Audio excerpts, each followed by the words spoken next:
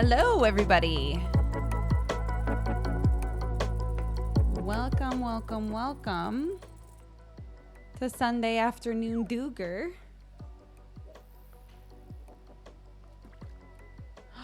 Oh no, I took my cool earrings off. Well, what are you gonna do?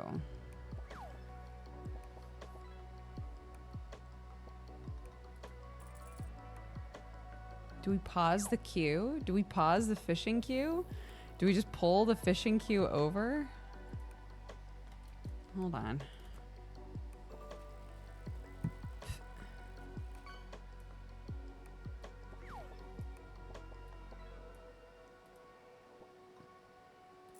Sure. Why isn't the Spotify widget working? How big is the queue? It's like 5 now.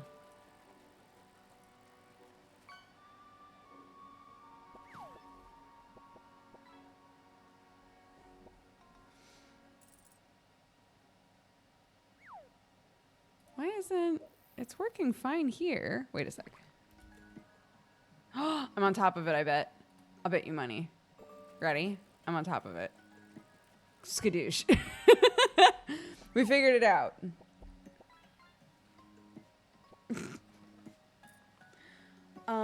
Hello everyone. How's it going? Let me know if the music's too loud or anything. I had really... Oh, they're right there. Oh my gosh, I took them off last night. That's why.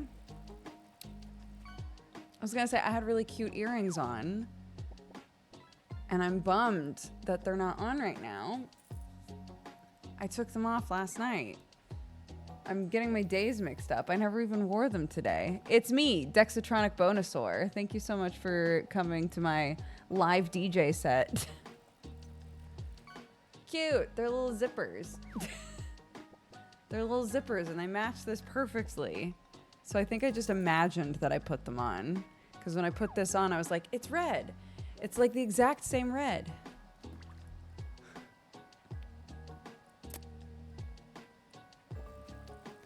Yeah, Clark thinks these earrings are very weird. Which tracks. I feel like it's rare. I guess sometimes kids and their parents have the exact same aesthetic. Totally. But I feel like every kid at some point looks at something that their parent is wearing and is like, no. Nope, not for me, dude. Absolutely not.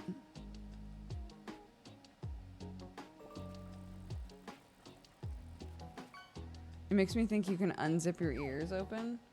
That's weird.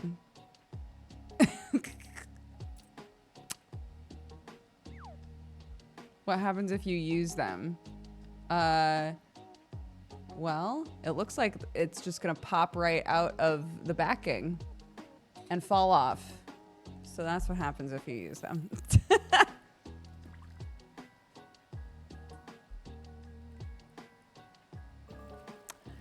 Clark and I painted our nails, which we haven't done in a long time. She was very excited about it. And she insisted that we put sparkles on our nails. And these sparkles that we got, they're like thick sparkles, and they peel up. They peel up and off. And it's really difficult not to just like pick at the sparkles specifically and try to get them off of my fingers. So anyways, that's where we're at over here.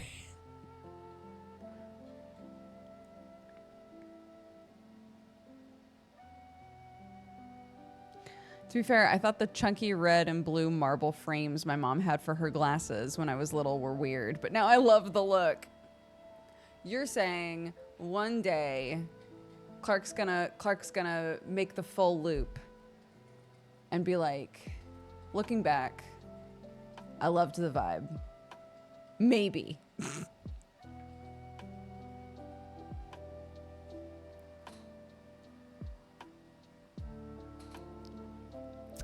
We sheared a bunch of sheep today. I did not use the clippers at all. I got to do a little bit of what I did when shearing alpacas. So basically, my sister-in-law sheared one of the sheep. We made like a little bullpen, right? And she sheared the sheep the way that we had watched the guy that we hired shear the sheep, which is you sort of like have them sit on their hind legs like this, and you just kind of zzz, you know, and stuff. That did not go well. Like it was fine, but Lily, the sheep, got nicked a couple of times. These shears are no joke, dude. Got nicked a couple of times, and she was really freaked out. There's a huge learning curve. It's a really difficult job. So, she had said offhandedly to my father-in-law, like, I really need, there are like these stands that you can get or make, where like their heads sort of like slot in, and then because of like their antlers and everything, or their horns, you can sort of like lock them in basically, so they can't move around too much and they're not quite as freaked out. And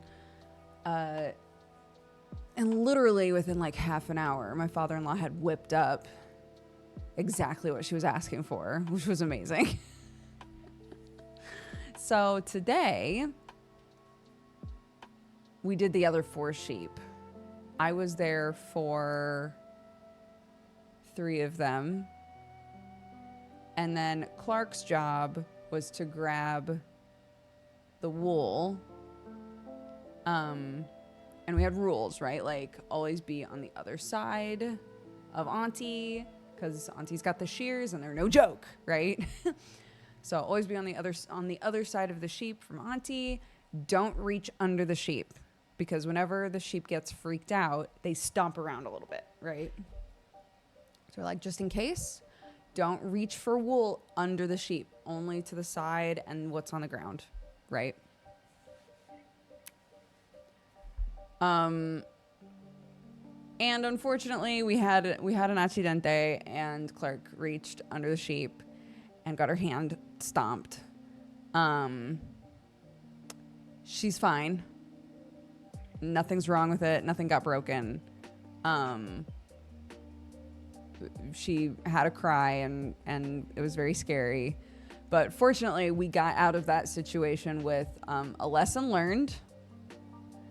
And no broken bones, no bad injuries, nothing. Her hand feels totally fine now. And we got to have a little conversation that was like, so these rules that we have in place, they're for a reason, you know. Now we know for sure, do not put your hand under the sheep. And she was like, yeah. But she did really well. Yeah. What's the cage on your left for? Who uses it? Somebody do exclamation point cage. Is it cage? Was it exclamation point cage? Yeah, exclamation point cage. Tells you exactly who it's for.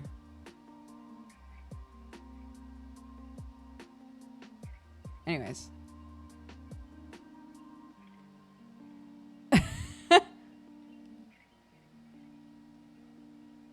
Sounds like there was no I told you so vibe.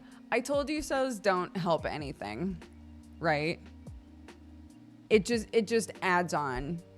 She knows she was told. She knows. And the consequence happened, right? The consequence of putting a hand under the sheep was that her hand got stomped.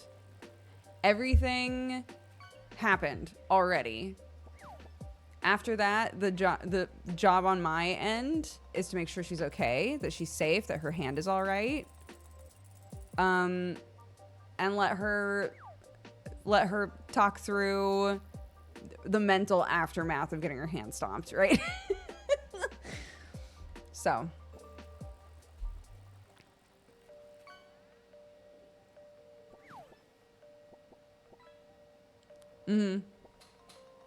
Yeah. Because my sister-in-law kept like, especially with the first sheep, cut her fingers so many times with these shears. 'Cause they're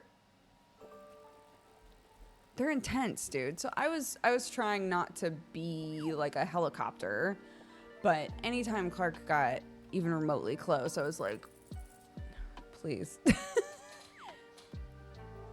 Give your auntie some space. Always be on the other side. Don't get anywhere near the shears, right? And she didn't. But she did get her hand stomped. Out of the options, I think that's fine.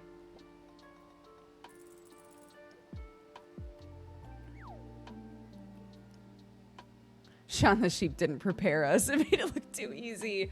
Bro. Anyways, so there's a bunch of wool. And we also found out from somebody that, as many of you know, I was trying to spin this wool for a while. I cleaned it, and it still felt oily, and it was driving me crazy. And I was like, well, I've cleaned it as much as I can. I'm just going to card it and try to spin it because, you know, I'm a newbie, so whatever. Carded it, and it looks beautiful. Tried to spin it. Nightmare. And again, I was like, well, partly it's because I've never done it before and there's a huge learning curve here, but also it still feels kind of oily. So maybe I like messed up on cleaning it somehow. We were talking to a lady and she was like, oh yeah, this type of sheep, you don't spin their wool. You don't make yarn out of it. Apparently, for the most part, people with these sheep exclusively card it and then use it for felting. So I was like, honestly, what a huge weight off my shoulders. Honestly, great. That's a whole step that is nightmare fuel that I can just ignore now, right? I can just clean it as well as I can because they were like, yeah, it's just way too oily. It's like almost impossible to get it all out. So I can just clean it as well as I can, get it feeling as nice as possible, and then card it really well. And that's it.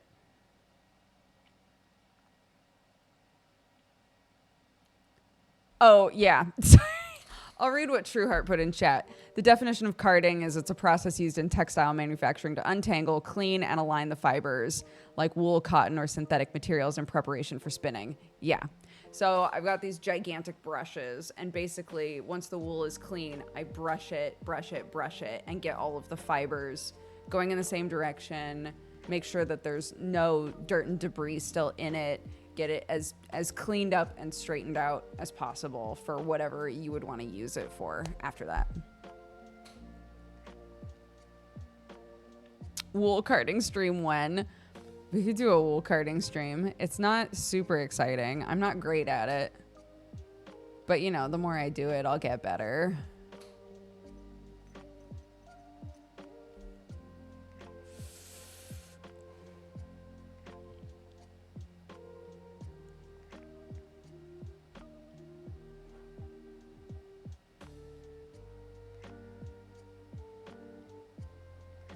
Would it make a good filler for pillows and stuffed animals?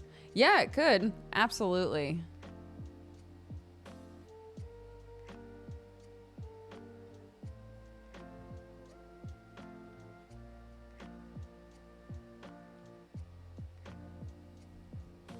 It's a bit noisy. What is?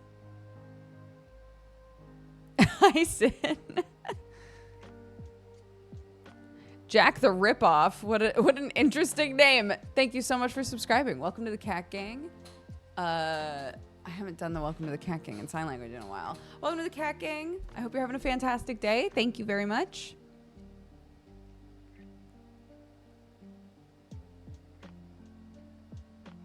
Is there anything to treat the accidental cuts on the sheep? Oh, yeah.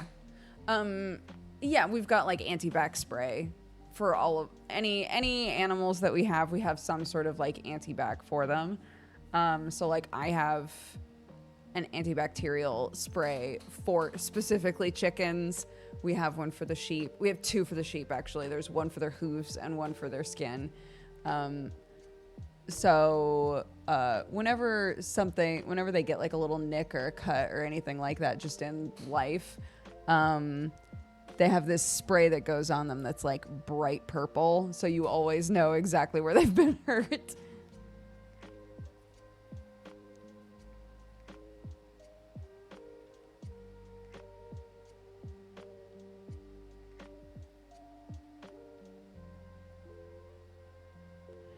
Yeah, so I say thank you, and then welcome. Is this welcome? Cat is this, like you're making whiskers. Cat, and then like a group or a gang is this, to like group together. So it flows really well. Welcome to the cat gang. Thank you. That's in British Sign Language specifically, not American Sign Language.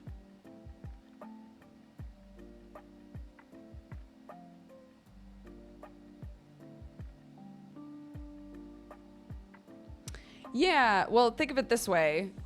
We had about a bag and a half worth of wool today, and it's heavy. And one of them's a baby, and two of them are adolescents. So only two of the sheep that we're shearing we're getting like full body wool from. So once they're all adults, every 6 months we're gonna be getting a ton of wool that needs to be processed somehow, because pretty much everyone that we know that my sister-in-law has tried to sell this wool to, or like pitch selling it to, they're like, I don't want to process that. I don't want to do that. And so we were looking at like, there are definitely people that you can contact where their whole thing is like, we process the wool for you 100%. But yeah, we want to make sure that that's something that we actually need.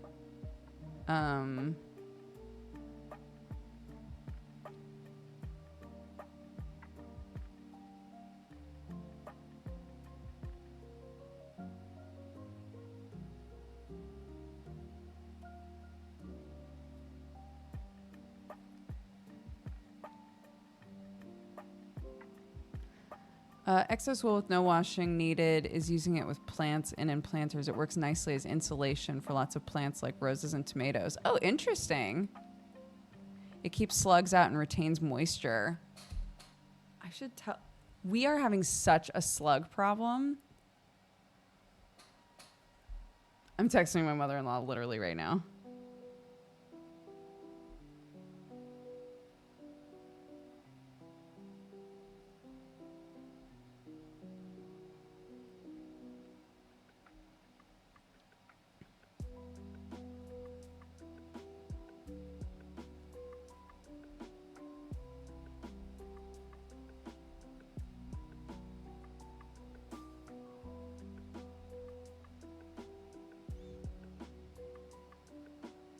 It is a slug year, yeah.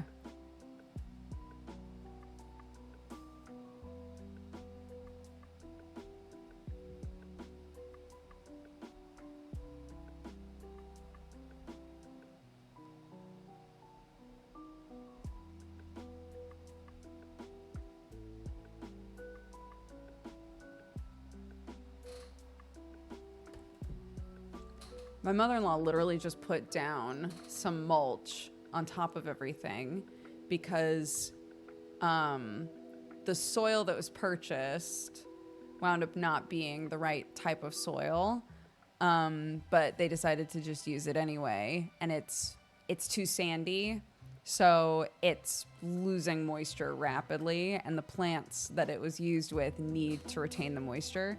So she's adding stuff on top to hopefully like hold on to moisture better. So I'm like, tips eyeglasses down.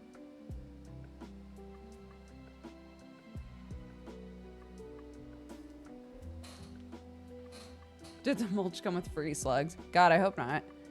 Because Lord knows.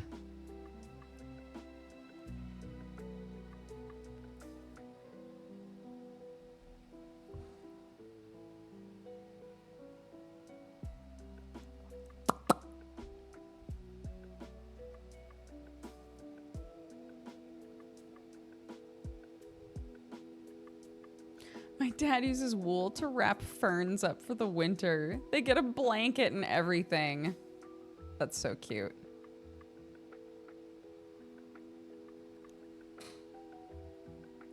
Yeah, pretty much every day. Once the sun is down and we walk outside, our patio is covered in slugs. There's so many of them. It's wild. And our apple trees right now are like a little egg breeding ground for these little white and black moths. So we're finding these tiny, they're like this big, these little itty bitty white and black moths all over the place. And if you look in the trees, there's these kind of like orange, like thread sacks that are filled with tiny little black dots. And the tiny black dots are turning into, they're like hatching these moths out. So yeah, we've got millions of moths showing up as well.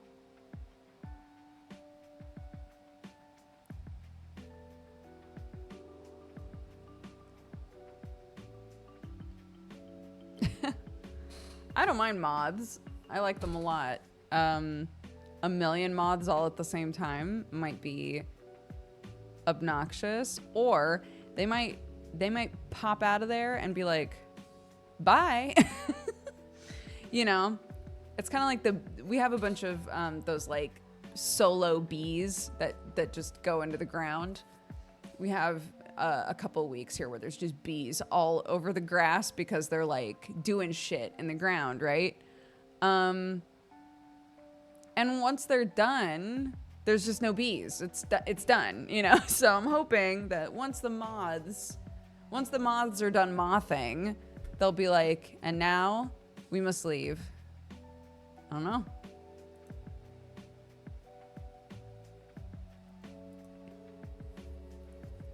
I've never seen a bat out here, Telly. I have yet to see a bat. I would love to see a bat.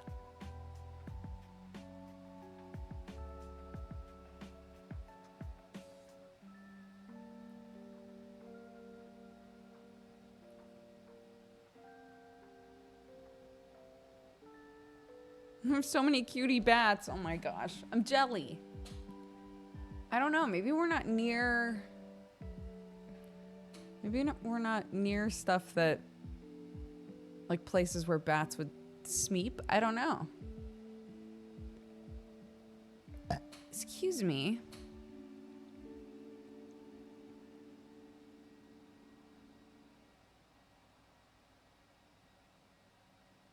Yeah. Where are they smeeping? Honk shoe. You know?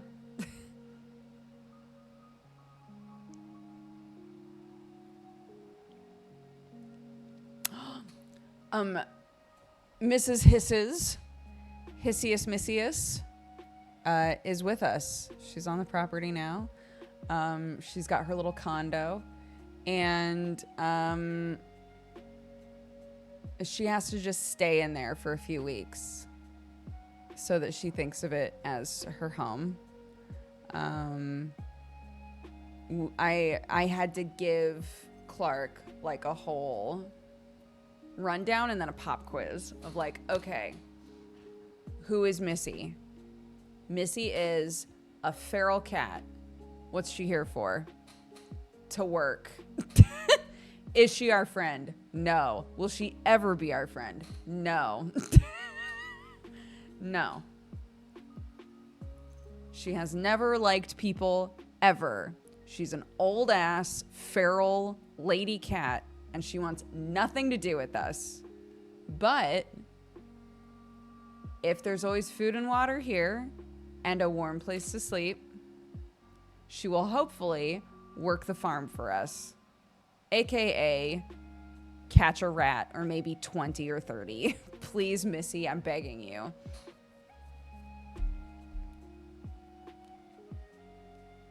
This is the same instruction manual I come with.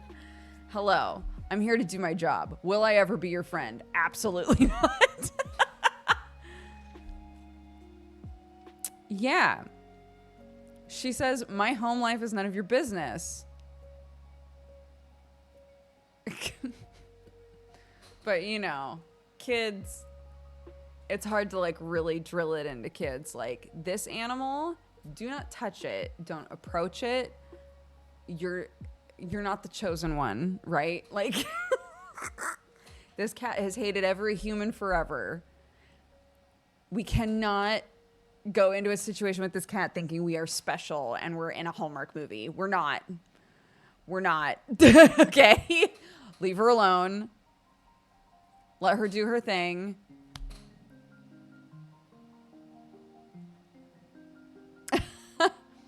I can fix her. I can change her. Yeah. No, she's fine. She's fine.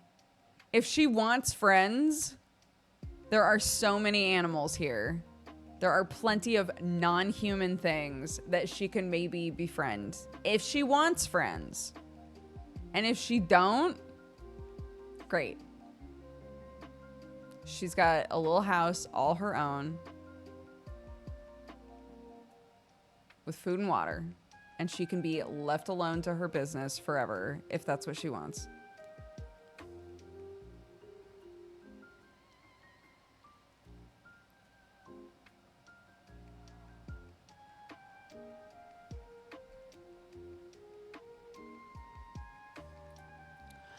So her house is the old ferret house. All of the ferrets have passed away. I don't know if I've talked about that very much, really. When we moved here, ferrets don't live a very long time anyway, but when we moved here, all of the ferrets were elderly. So they've slowly died since we've gotten here, which is sad. But we had this big, beautiful hutch, this huge thing that my sister-in-law had built for them. That wasn't being used. So it got emptied out. And then a little run was attached to it with a tarp on top. So basically, Hissy Missy's got the crate that she came in, and we're just gonna leave that in there. She's got the crate that she came in. She's got the ferret hutch, which used to hold a goddamn million ferrets, so it's gigantic. She's got this whole thing that she can use. Food and water every day, and a little run so she can peek her head out and look outside and start to get a vibe for what's going on out there. She just can't explore yet. The lady that brought her had been fostering her for 3 years and was like, I'm so glad to finally find a place for Missy. She was like, I've never been able to touch Missy, but I adore her. I want her to be happy. Literally, like, loves this cat so much. My mother-in-law was showing me all of the stuff that this lady brought over. It was like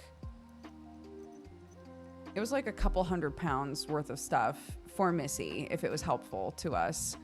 And she just like brought Missy over, made sure that she was all comfy, and just like hung out for so long. Like I think it was really hard for her to leave. Like, she had this cat, even though she wasn't able to like develop a relationship per se with this cat. She like cared a lot about her, you know. So it was really sweet, and I was really glad. I didn't really get to talk to her much, but I'm glad that she was able to see like our whole setup and feel like, okay, I found a place where Missy can be happy, you know.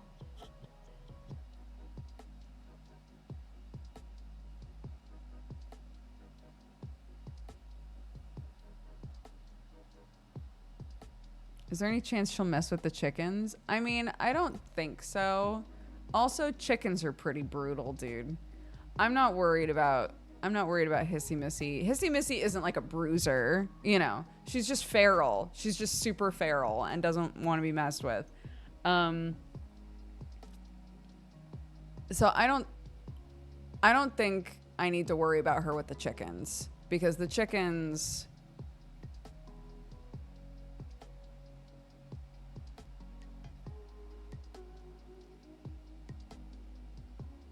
can be little monsters, I guess is what I'm trying to say. They'll peck the shit out of each other. So, of course, they will peck the shit out of a cat, you know.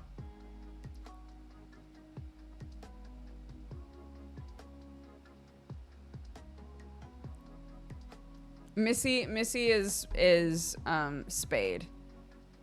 We're not having a bunch of kittens out here. She was humanely captured, sedated. She's been spayed. All of these things. She's good to go. Chickens are bullies.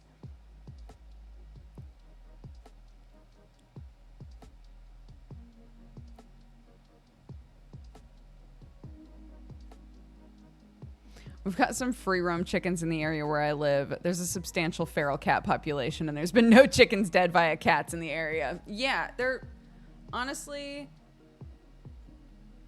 my mother-in-law has described a few times when a fox came to like mess with her chickens a long time ago, and one of her chickens fully fought off the fox, which is rare. It's really rare for a chicken to like be big enough or strong enough or brave enough to like actively fight a fox. But like, I used to watch your vlogs. Hello, how are you?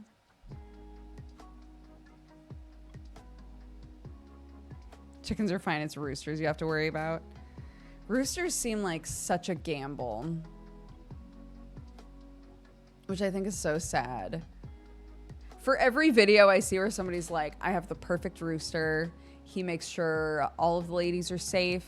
He's, you know, he's really protective, but he's not aggressive. Like, he's great. For every video I see about a good rooster, I see a video that's like, my rooster sucks. He's a bully. He's mean to all the chickens. I guess I have to eat him. Like,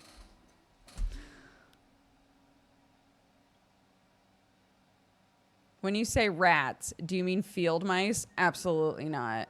So we have voles, we have field mice, and we have rats. We have all of them. We've seen all of them. These rats,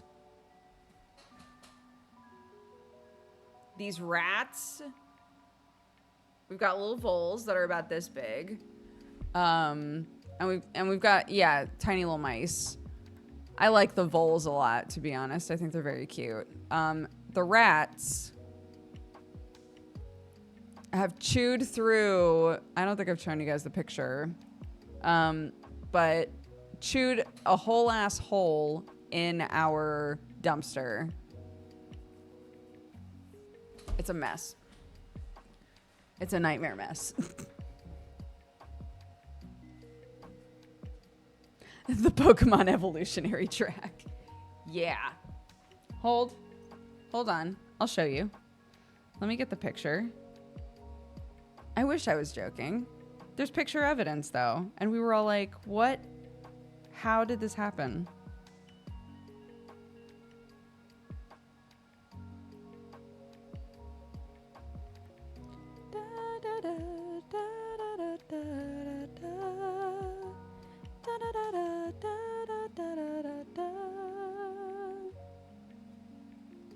Okay.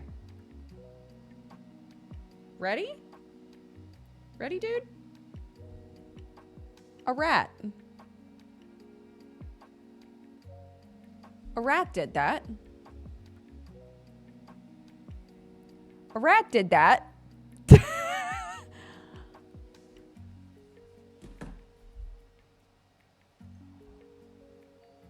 Right? These rats are like, I'm hungry.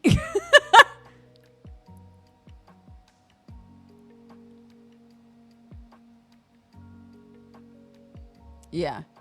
British rats are built different, I guess. The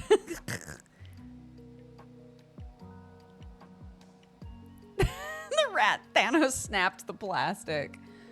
It must have tasted great. Although it is the recycling bin.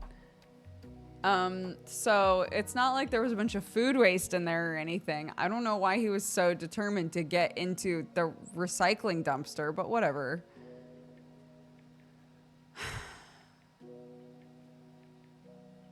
Anyways, that's why we have Hissy Missy. That's why we were like, you know what? Maybe it's time we gave a cat a home that cannot be touched or even looked at wrong by a human, lest she attack.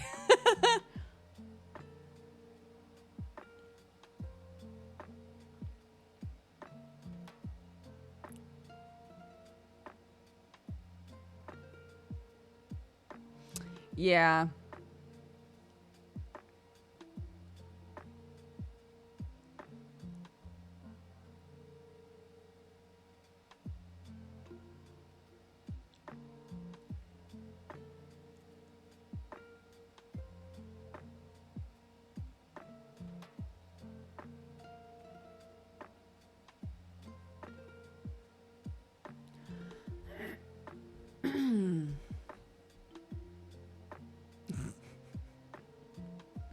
It sounds like I think my kid's about to head out. So I'm going to take a quick break and make sure that they're all set up. There's a lunch happening at my sister-in-law's house. And I was like, I stream.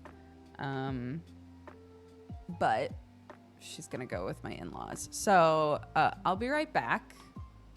And then we can keep doing our thing. All right? So go ahead and fish. Have a nice time.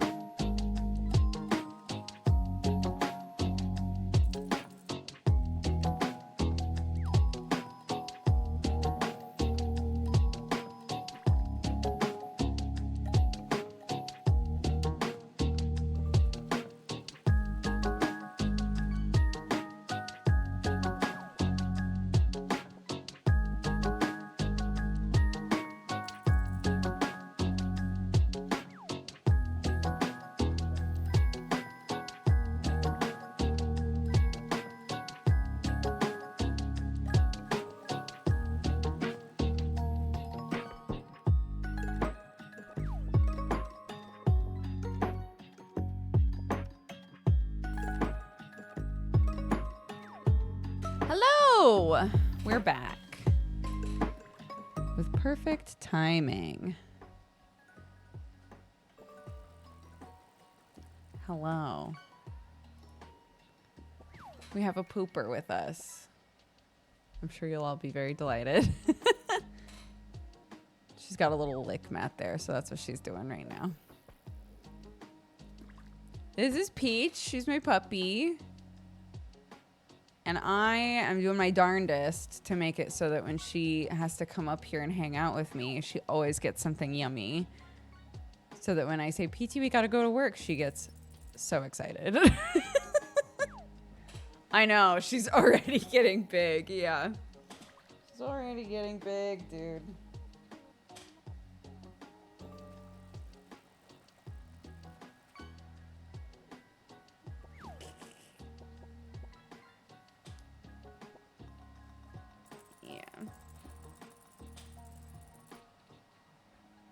She's a cutie pie.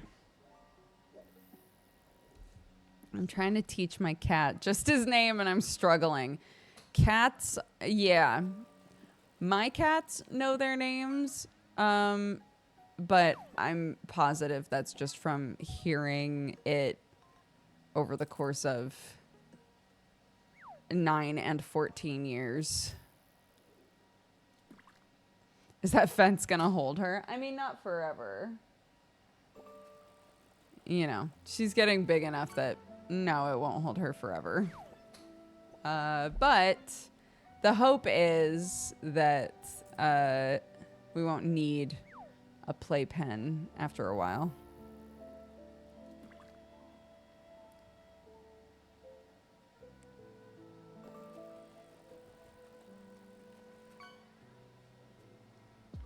I also saw a study like that. Yeah, your cat knows its name, it just doesn't care, sort of a thing. Mm-hmm.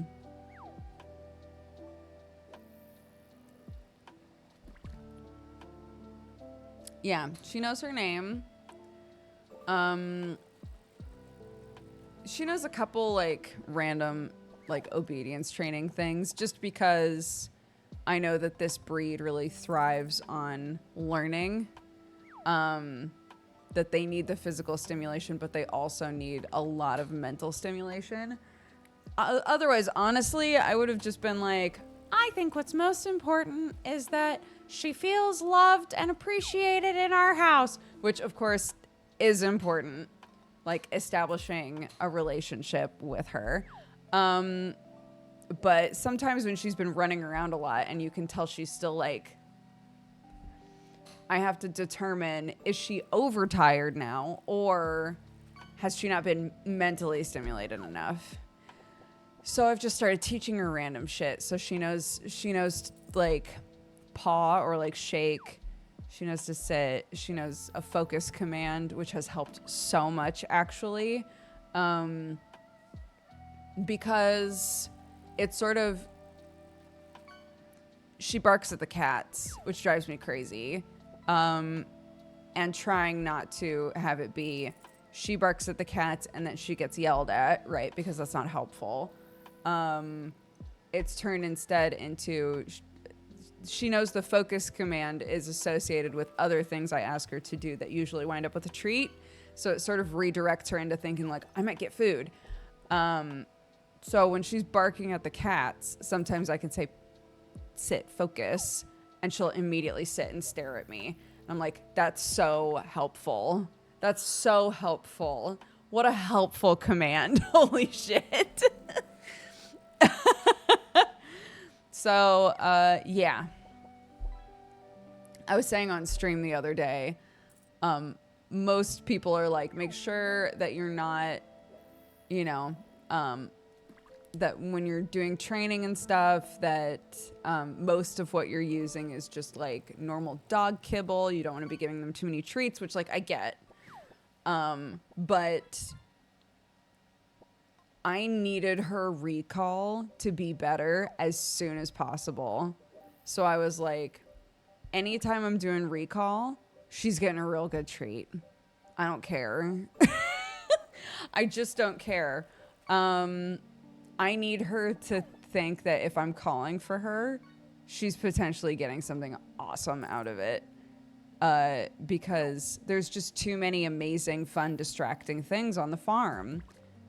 And if we're like, go crazy, have fun, which we try to do a little bit of every day, like go wherever you want, you know, have a nice time.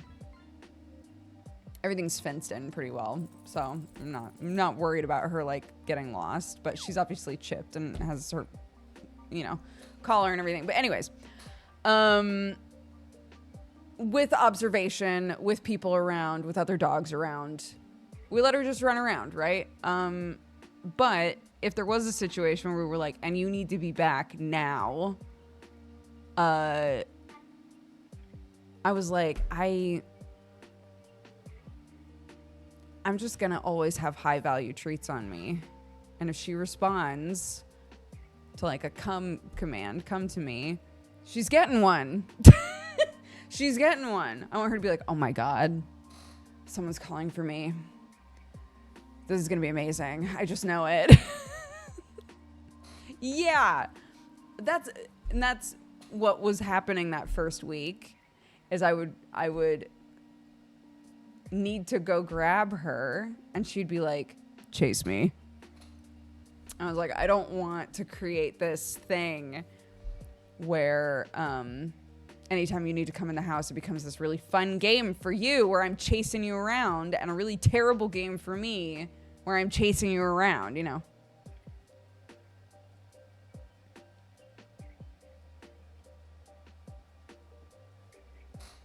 Did you finish it? You don't like fruit very much, huh? That's okay.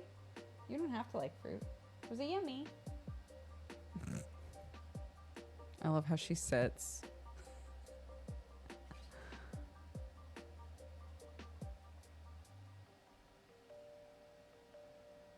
Look at her little face. I know.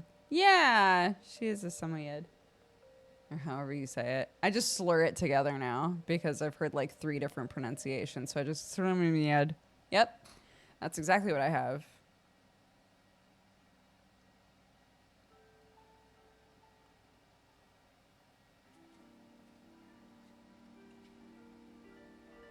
She's cute.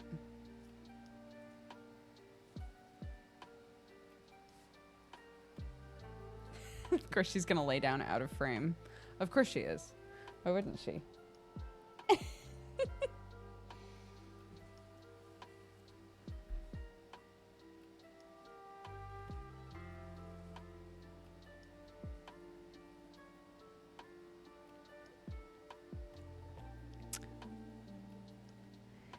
Yeah, so, you know, it's really interesting because, for us, the crate has been a lifesaver. Having a crate and a playpen. If you think of them as like a baby playpen and a crib, those are super great for humans. They're very useful, right? Currently, she has a safe space that has what she needs, that she can be in. I don't put her in the playpen unless I know that she's in the right place to chill, you know. She goes in the crate if she needs to sleep, if it's sleeping time. I don't put her in there if I expect her to be awake, really. But that comes down to schedule. You know, we've created a schedule now where when I take Clark to school, she's already done a bunch of stuff in the morning, right? She's already had like a couple hours of just going hard, hopefully, right? And so then when she goes in the crate, it's like, all right, it's my nap time, you know? And it's nice. She has a little den. She has her little space. And it's safe and it's comfortable and it's got what she needs. And we're never gonna, you know, have to be like, I left the dog at home and she got into the trash again, you know. Do I think we're going to use the crate forever? I don't know. But right now, it works really well for us, and she really likes the crate, and she sleeps well in it. And literally, this is the only time she's ever in a playpen is when I'm working, which is one of the reasons that I make sure that every time she goes in the playpen, she gets a lick mat. She gets a frozen thing that occupies some of her time. And by the time she's done with it, it's like, all right, and now I'm going to relax, maybe sleep. I don't know.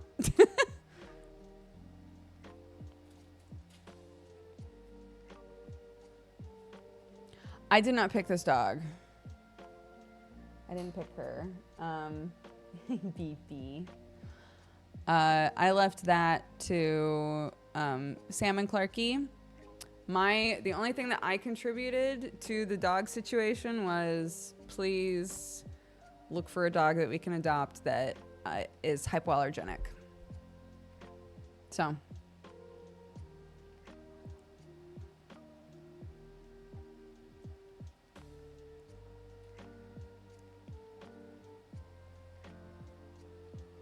At the beach. Pretty beachy. She's a good girl. You're a good girl. She's just like, thank you. Yeah. Yeah. A lot of people with dog allergies are totally fine around Samoyeds for whatever reason. They have a different hair quality.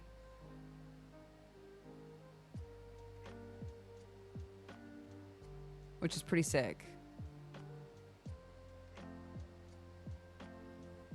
I love that dog. Hi, Summer. My mom is visiting in August, so that's another reason why I'm like full speed ahead toward getting, because my mom's already nervous around dogs because she's allergic to them. And also, we never had indoor dogs when I was growing up. We only had outdoor dogs. And Peach is outdoors a lot, but I want as much as possible for her to know to be gentle, to know like redirection sort of stuff, like all of that. I want to have as locked in as we possibly can by the time mid-August comes around, because that's when my mom's going to be visiting.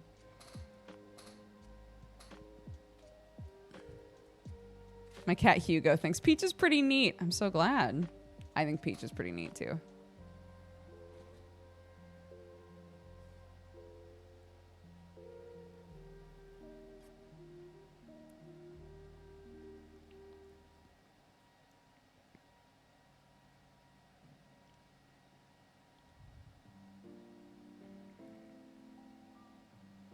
My dogs love looking for Peach when she barks.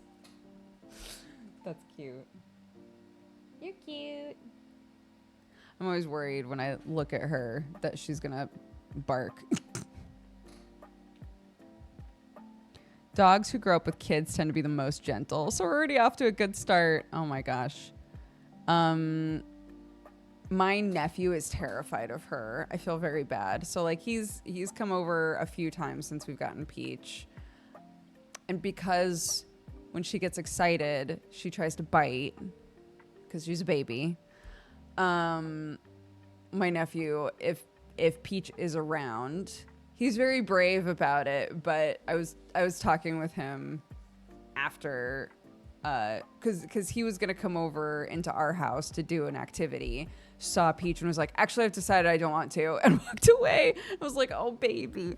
So I gave him a minute, and then I followed him back outside, and I was like, does Peach kind of freak you out? And he was like, yeah. It's like, I get it.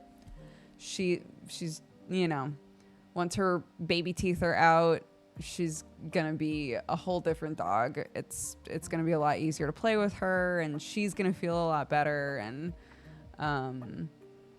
you know, it's hard right now because she's a baby. So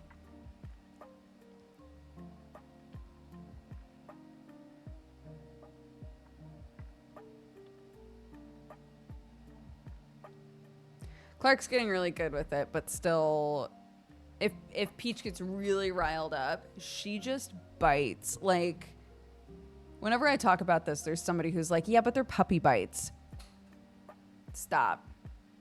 This dog, and I believe all dogs, I think everybody is like gaslighting themselves about how bad these bites hurt.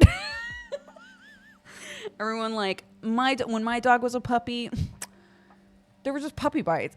No. This dog has drawn blood on every single one of us. Like, these bites hurt so bad. And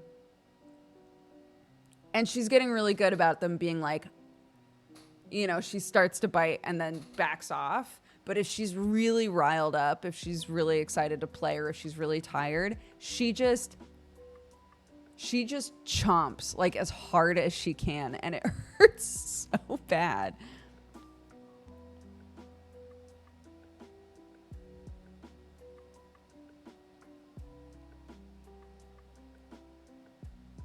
Yeah, they're little needles. They really are. Yeah. Also, our dog multiple times has bit onto Clark's ponytail and just yanked at her hair. Not fun. Not awesome. And it's terrifying for her every time. Yeah, because the hair, the droopy hair, they love that shit. So she just grabs the hair in the ponytail and just pulls.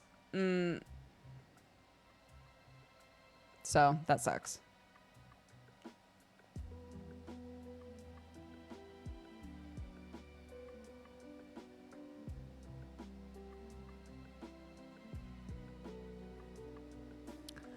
I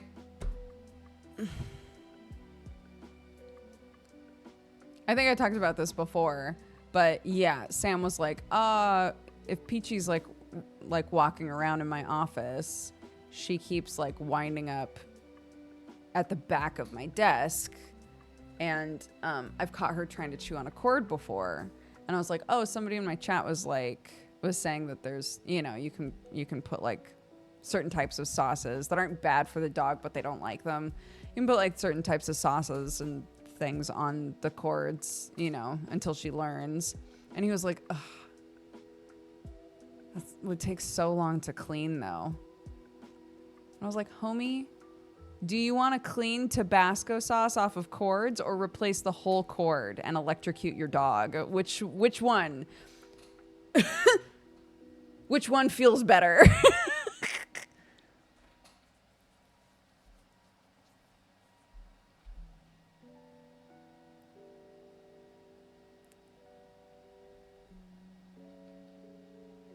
Yeah. I tried to give her a radish. Apparently radishes in moderation can be good for dogs, and I was like, radishes are hard. I bet she'll really like biting on a radish because of her teeth, right? Because her teeth hurt. So I gave her a radish and she bit on it for like 5 seconds and then left it. And I was like, no, I'm trying to help you.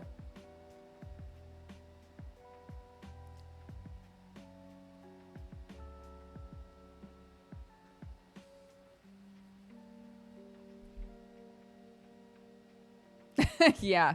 Or I guess, there's a hidden third option, which is do cable management. But as a person who also does not cable management, I understand if you don't choose that one.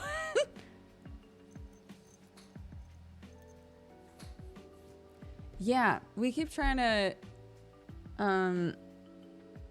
I guess because I'm my human brain, not even my human brain, my Western human brain is saying plain yogurt should have fruit.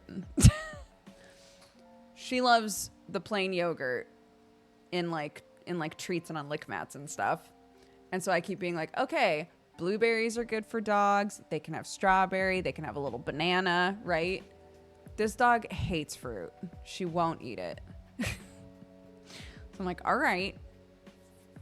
Okay. So my bad. God, my ears are itchy.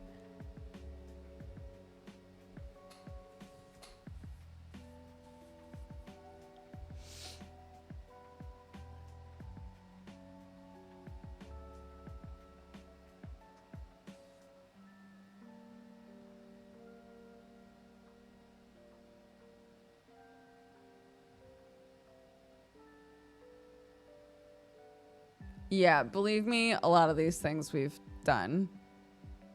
Oh my God. I know none of you have met my child. She doesn't need to be told to overplay that she got bit. Mm-mm. The second a bite happens, whether it hurt or not, she's in Shakespeare, dude. She's screaming. No, that hasn't worked. She's an actress, dude. And so then my tactic, which I feel like has worked, again, as long as she's not like manic. My tactic is if she's barking, if she's biting, like if we're walking and she's like biting at my ankles and stuff, I just stop. I T-pose.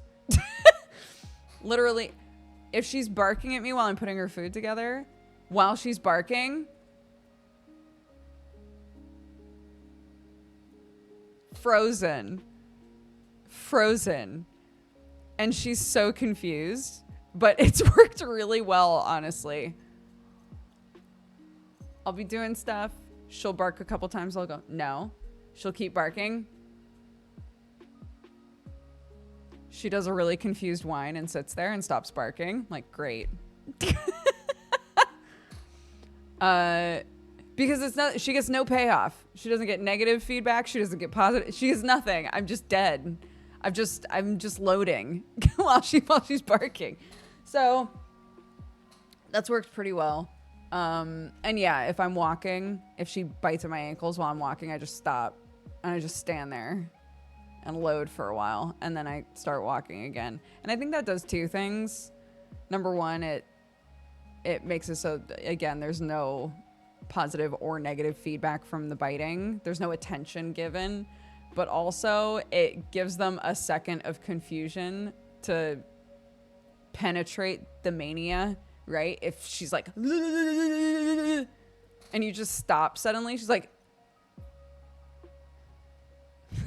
okay. You know?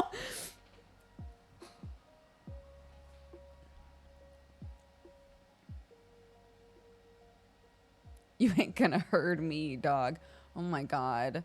I don't know what like a better way to do this would be, but our dog Jake, when I was growing up, was a herding dog. He was Australian Shepherd Border Collie, like he wanted to herd everything. And the most dangerous game for Jake was he tried to herd cars all the time. And we lived in the woods. We were really far away from the road. It's not like he was trying to herd cars on the road. But our cars, when we were trying to leave, when we were pulling in, he would try to herd them, right? So my dad was like, I've had enough of this. This dog's going to hurt himself, right? So he's pulling out in the truck, and Jake is trying to herd the car. And my dad just stops, puts the car in reverse, because we have a really long driveway, puts the car in reverse and just peels backwards. And Jake was so terrified he never did it again. And I was like, what if you had hit Jake? And he was like, I wasn't going to. I made sure that he was fine. I was like, oh my God. I don't know. I don't know what another way to do that would have been, but that tactic worked. So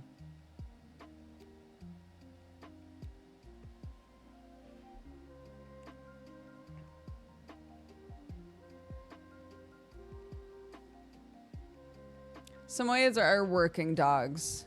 They, yeah. She doesn't seem to have herding instincts, really. Not the way that Jake did. But if stuff's going on, she wants to be involved. She wants to be like an active participant.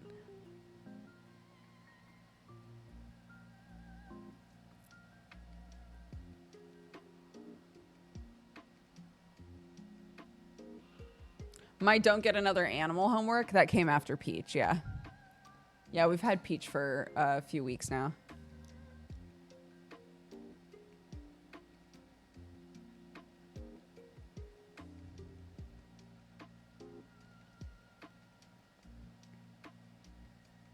I don't mean Peach, I meant Missy. Missy showed up yesterday. So yeah, I failed my homework. But to be fair, Missy was already locked in. We haven't gotten an animal, like done the transaction of an animal since Geekenders.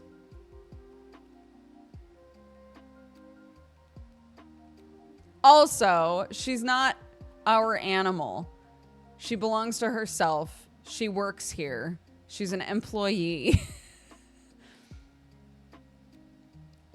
We need to ask Jesse for a ruling. That's fine. You guys have to remember, though. We'll bring it up next Geekenders.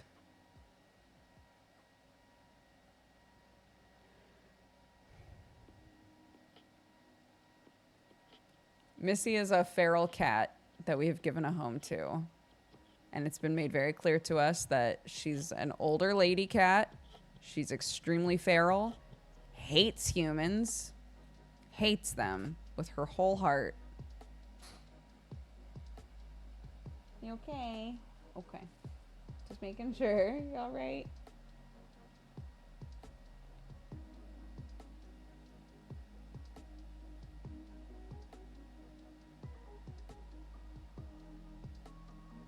Yeah. She's not my pet. She's no one's pet. Missy's never belonged to a single person her whole life. Do you need to go potty, honey? We're moving around a lot. I can take you out to go potty if you need. I don't know. I think she's both sleepy and needs to pee, potentially.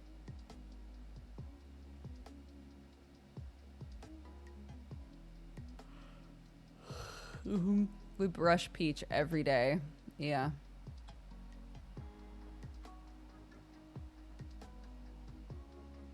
No, we haven't even seen Missy. Mm-mm. We might never see Missy. She works here.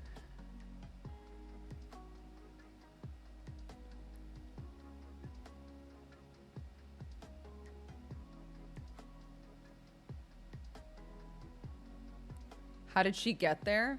Her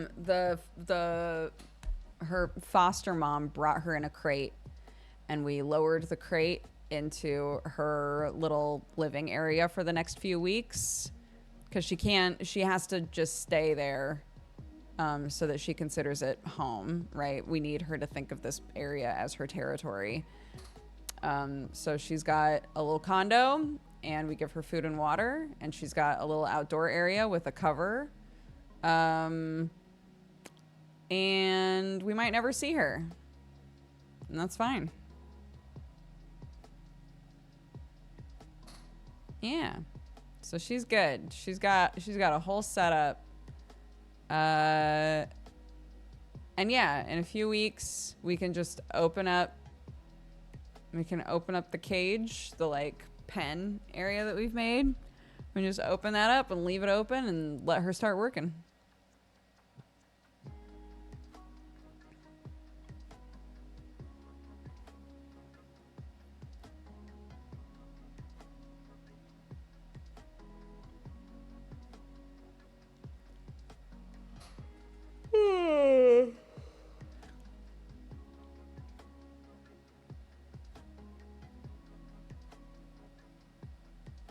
Yeah, I know. And like I was saying, you could tell that her foster mom was so attached to her. And I think partly because like it was one of those cases where there are only a couple sorts of homes that this cat could have, you know? So yeah, I'm glad it all worked out. I'm very glad. Like I said, she was with her foster mom for 3 years. And was never able to be touched, would not stay in the same room as a human, nothing. It was a feral ass cat that needed an outdoor home. And so I'm very glad we could give that to her.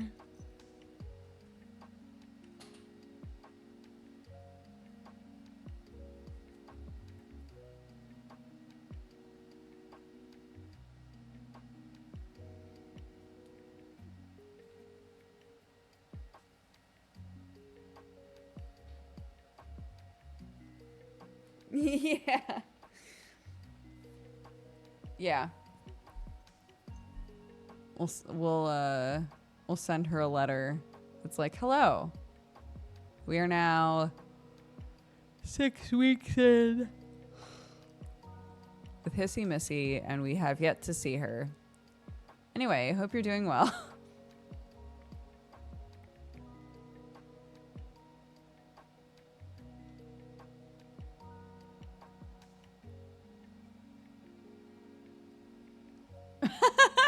Smithy, my sister-in-law, said the same thing about her tortoises. Like, I know they don't give a shit, but I'm their mother. Like, I care.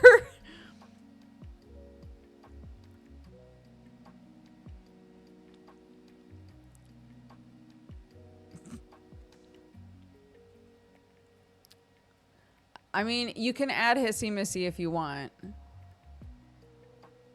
I think then, I don't know if at any point in the command it establishes these animals as pets, but I feel like at a certain point it needs to be like, these are the animals that live on the farm.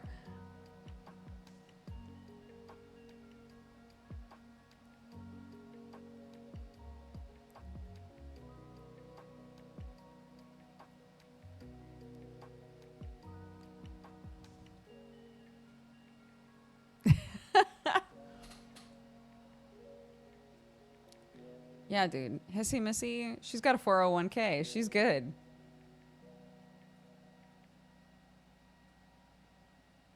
She's got dental.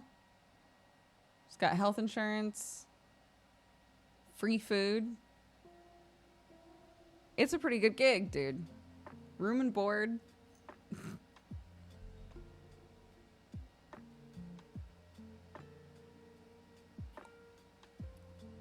That's what's amazing about it. She can take as many vacation days as she wants. You know?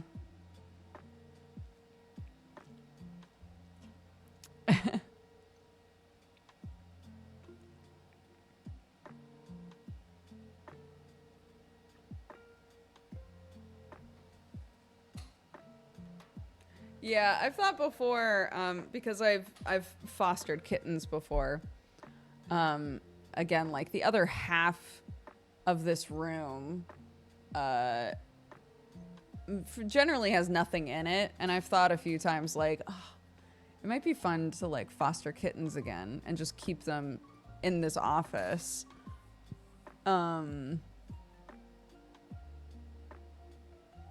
But I think I think we have enough going on.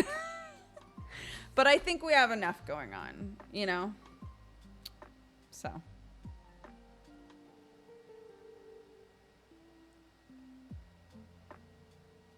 Then we'd have to have foster kitty cam. I think that's fine. I would do foster kitty cam.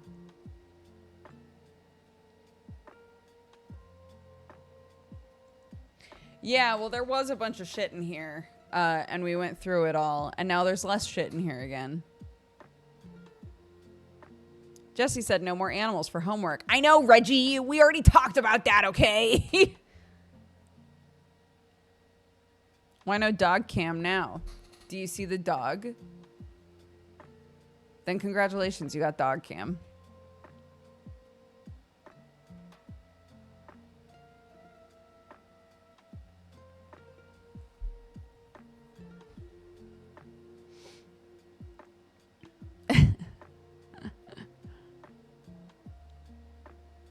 Why not geese cam? Because they suck. Because the geese piss me off.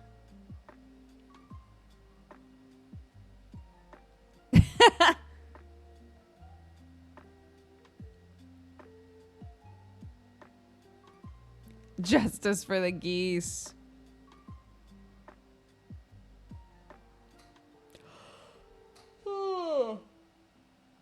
Yeah.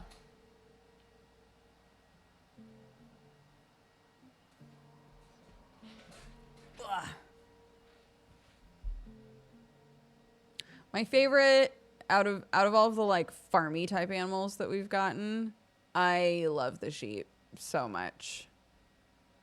The pigs are great too. They're little oinks, give me life. Yeah, the geese are my least favorite by far. 100%.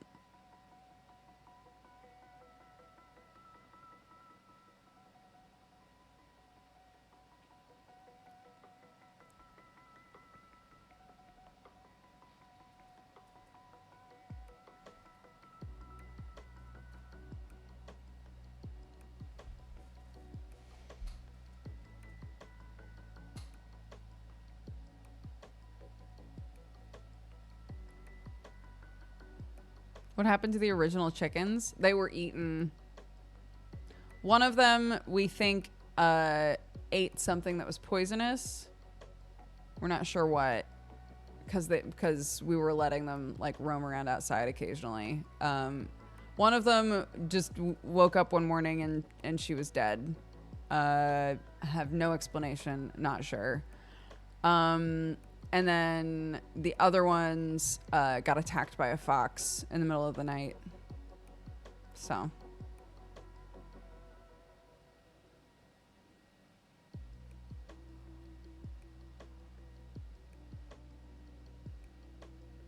Shouldn't the geese be gorging on the slugs?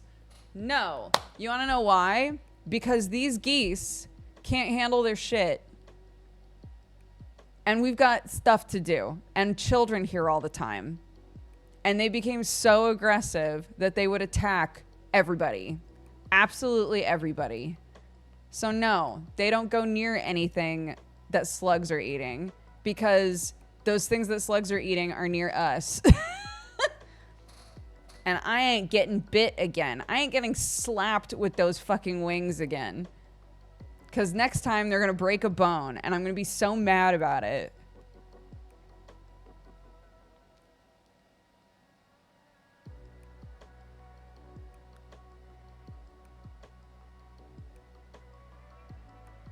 So yeah.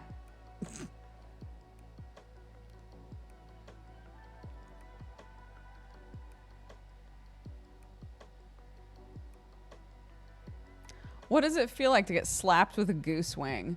It feels kind of like any of you who ever did LARPing with PVC pipe swords. It feels like somebody has a PVC pipe sword and they're just smacking your leg over and over and over again. And you're like, whoa, dude, that hurts. That's a pipe in there. And they won't stop. And they just keep hitting you with the PVP pipe sword. Yeah. So that's it. That's exactly what it feels like. No, he wasn't honking because his mouth was busy biting my other leg. I hate that man. I hope Crumble gets eaten one day. And as he gets eaten, I hope his wing does this. And he looks me in the eyes and goes, see you in hell. Anyways.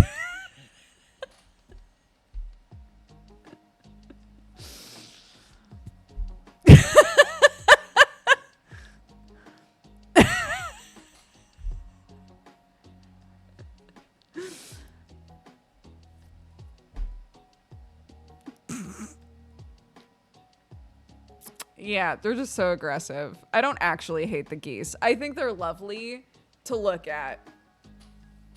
I love that all of the birds of prey that keep showing up will not fuck with us because of the geese. They do their job. They do their job just fine. They just redirect the aggression in ways that I'm not down with, and it makes me mad.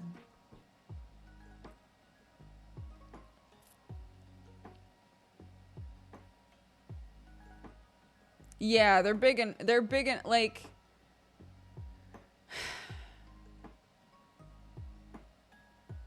at full height when their neck is all the way up. They come up to about here on me. What am I supposed to do about that?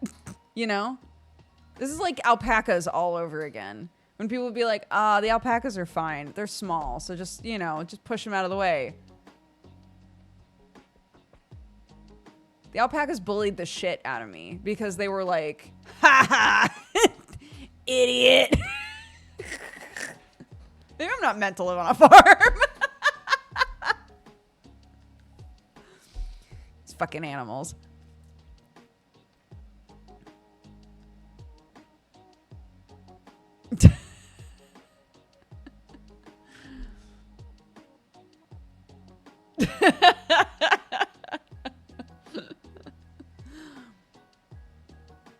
Cat in the timeout square. Your cat is? Does T-posing also confuse the geese? T-posing would just give them a new thing to latch onto, dude. Again, remember, right about here is where their mouth is. So, chomp, slap, no thank you.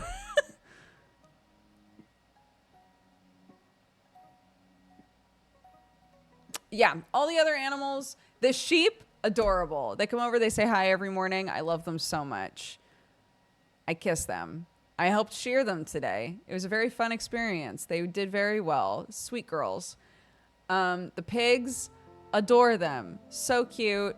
I get in the mud. I give them scritchies. They give me scritchies back. They say, where are the carrots? I say, right here, babe. Obviously. They say, where are the crab apples? I say, in my other pocket, honey. You cutie patooties. Eat as much as you want. I love you so much. And then the chickens, even when the chickens escape, the second I walk over to them, they go, all right, sorry, my bad. And they scrunch down so I can pick them up easier. All of them, treasures, everyone. I wouldn't give them up for anything. I adore them so much. The geese.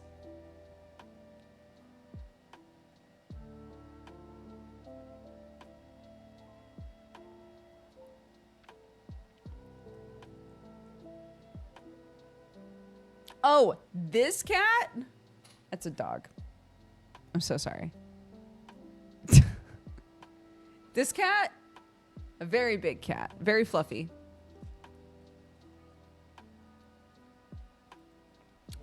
So, again, keep in mind, we're in a communal farming situation. It's not just like, here's me and Sam. Sam, who has made it very clear he has no desire to run a farm whatsoever. Likes getting to pat the animals on the head and thinks they're cute. Doesn't want to fuck with them, you know. I didn't put myself in a situation where I'm taking care of all of these animals by myself. That's not what this is. It's me, Sam, and our child. It's my mother and father-in-law, and it's my sister-in-law. My sister-in-law has a degree in agriculture, specifically in animal husbandry. Her entire job is working with farm animals. My mother-in-law has gone back to school for horticulture and gardening. Loves to garden, knows so much about plants, right? We have like a dream team of people living out here. My father-in-law is a DIY god. He can make anything. And then there's me, and I just dabble, and I dabble in all of it. And grew up on a farm. So, yeah, it's a lot of work, but many hands makes light work, right? They say that for a reason. It's true. When one of us is gone, there's always somebody who can fill in the cracks. It's fine. There are like specific jobs that are like, okay, you do that, you do that, you do that. And then there's little smatterings of jobs that are like, if somebody wants to do this, great. It's out there. It's out there, and it always needs to get done. So whatever. And then when it comes to cost, we treat it as if this animal is explicitly yours, then you pay for what they need, right? So like I buy everything for the chickens. Sam and my mother-in-law buy everything for the pigs. My sister-in-law buys everything for the sheep, right? Because technically those animals, every animal technically belongs to a specific person. And so everything that animal needs monetarily is on them in terms of helping keep everything running, being involved with them, doing what, whatever. That's a group activity. Does that make sense?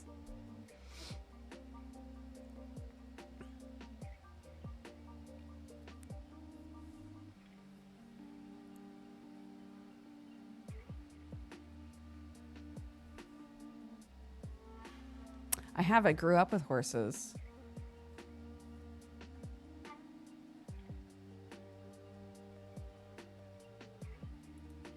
The geese belong to my sister-in-law.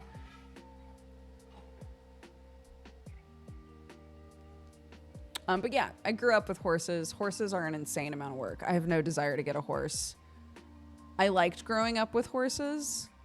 So I'm sure Clark would love growing up with horses, but they are so much work, so much attention. I don't have any desire to add a horse to the mix, to be honest.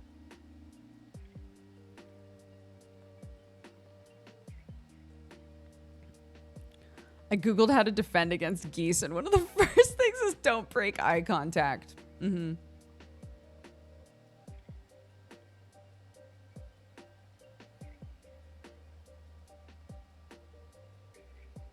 Yeah. So, yes. So I grew up with horses. We had 3 generations of horses on our property. My dad got really sick, and my brother and my sister had moved out at that point because I'm so much younger than them. And we couldn't keep them. So we had horses until I was about 8. And I just couldn't help enough to make it work. So we wound up selling all of the horses to farmers that were nearby. But I loved them. They were great. And yeah, my nephew does horse riding. So he's in like kind of a horse timeshare. I don't know what that's actually called, but it's like you can buy a horse with another person, and like both of you use the horse, sort of a thing. So he does horse shows, and rides horses and stuff. Clark has shown an interest in that because Sam, you know Sam, my husband. Sam likes to go 110% on everything. So of course Sam was like, let's just get a horse, guys. And my sister-in-law and I looked at him like he was fucking crazy. We're like, no, absolutely not.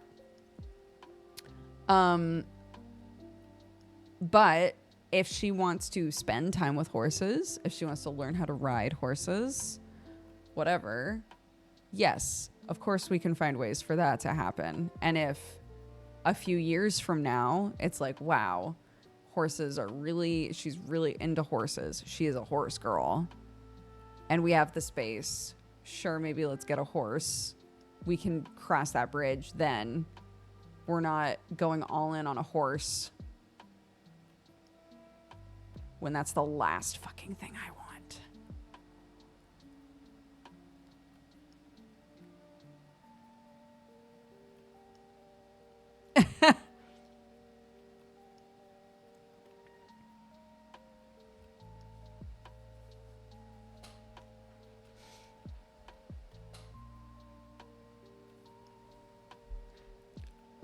Horses are huge. I'm not gonna lie, they freak me out.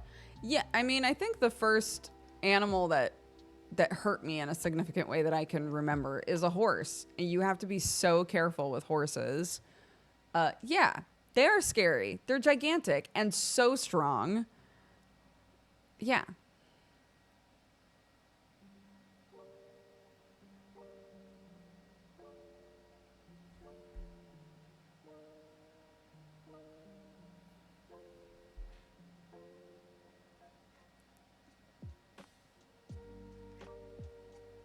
I don't think I've ever seen a horse up close. They're lovely and huge and terrifying and beautiful and majestic and so scary.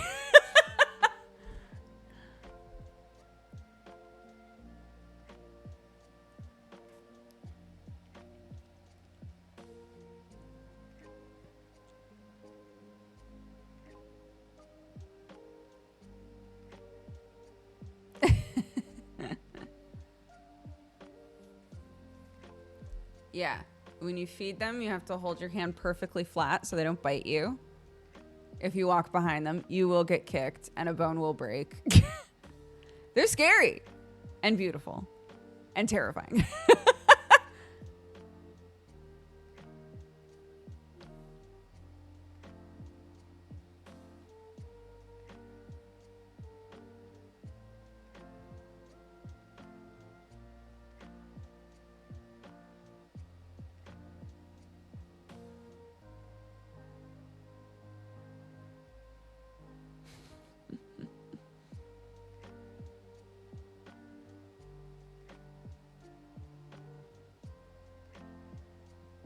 Yes.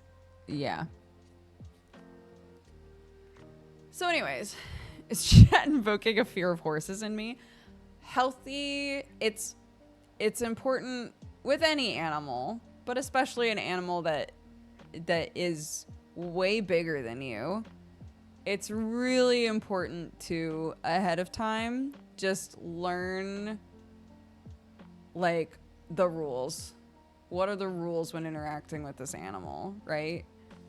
And with horses, it's don't go behind them, approach them from the front, let them smell you, right? Like a dog, let them smell you.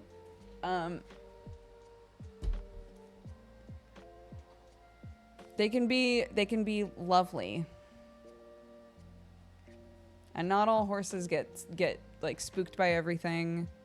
You know, that's a horse by horse basis, but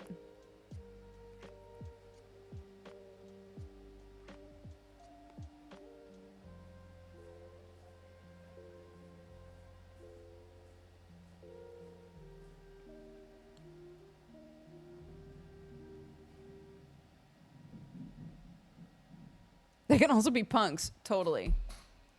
I've talked before about, was it Raspberry? One of our horses hated being a mom. I hated it so much. And she had 3 babies, I think. And every single one of them, the second they were out of her, she was like, bye.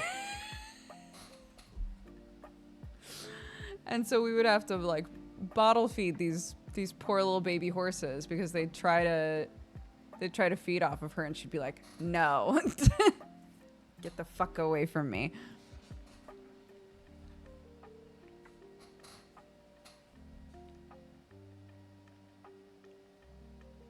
Hey, what is this baby? Yucky, disgusting.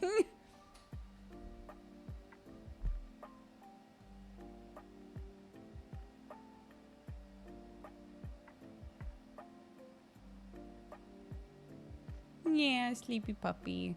I lucked out, honestly, because I wasn't sure how today was I wasn't sure how today was going to go because my kid isn't in the house right now. And last Sunday, this same thing happened where she just fell asleep basically right when I started stream. And so I was like, all right, Clark, are you good to just chill with Peach while she takes a nap and I work? And Clark was like, yeah, I got this. I was like, if she wakes up, what do you do? And Clark's like, take her out to pee. I was like, absolutely. Well done. And it was totally fine, but Clark isn't home. Clark isn't home.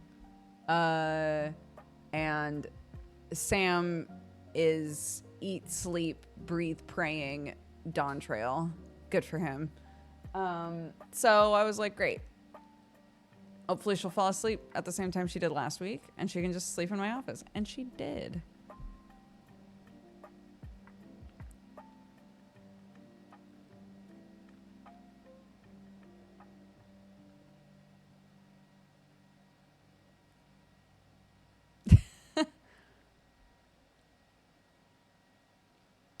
Yeah, Tiri and I decided ahead of time that we weren't going to play Dawn Trail right away, that we were just going to wait.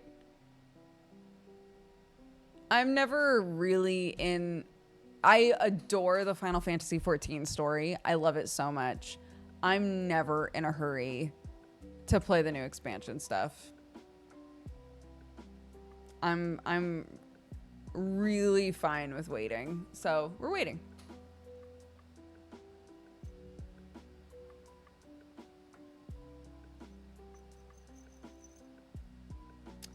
She normally sleeps... She's a baby. She's a little puppy uppy, right? So,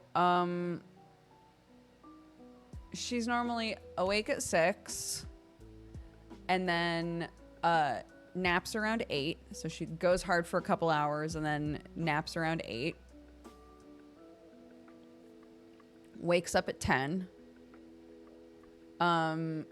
Goes really hard for about an hour and then I need to work. So if it's a day when I'm starting stream at 11, I'll wake her up whatever time I get back. But if I just leave her, she'll sleep for 2 hours then. Try to give her 2 hours before I work. And then she's like off and on sleeping from 11 to about 2 o'clock. So this is, yeah, right around the time that she normally sleeps during the day. And then after this, she'll stay awake until it's like bedtime, you know.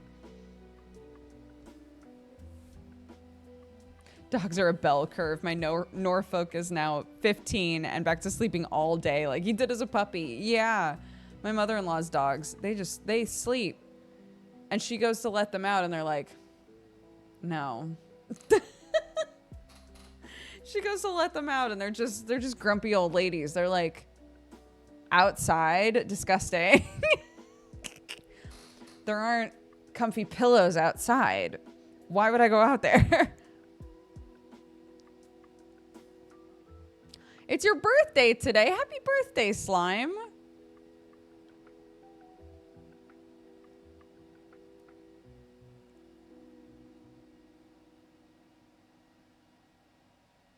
My 5-year-old Pomeranian sleeps a lot too.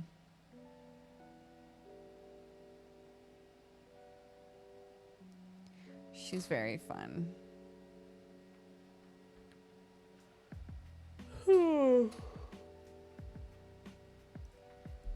Sweet girl.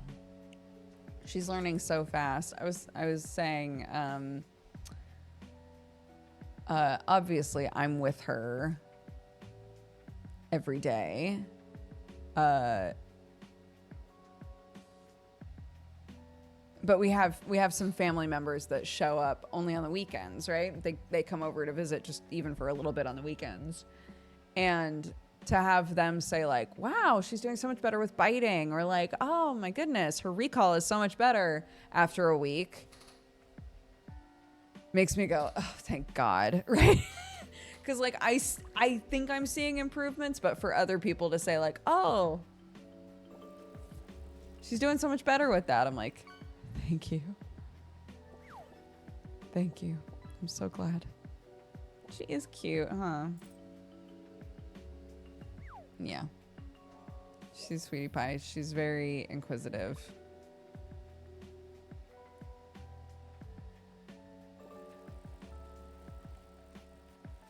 Outside perspective is so helpful for gradual change, for sure.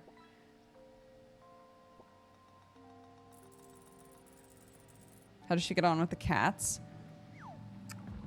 I was saying earlier, she barks at the cats a lot. The cats make her really nervous.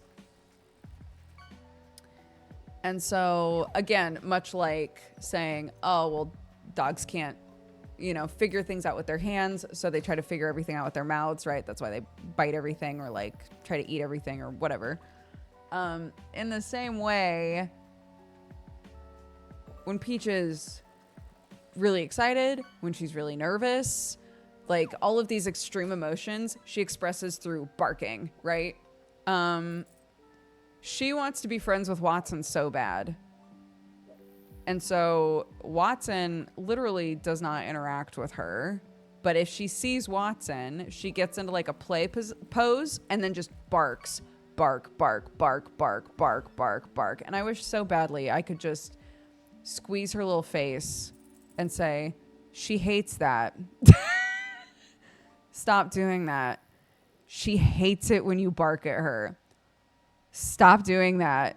She's not going to be your friend if you keep barking at her, right?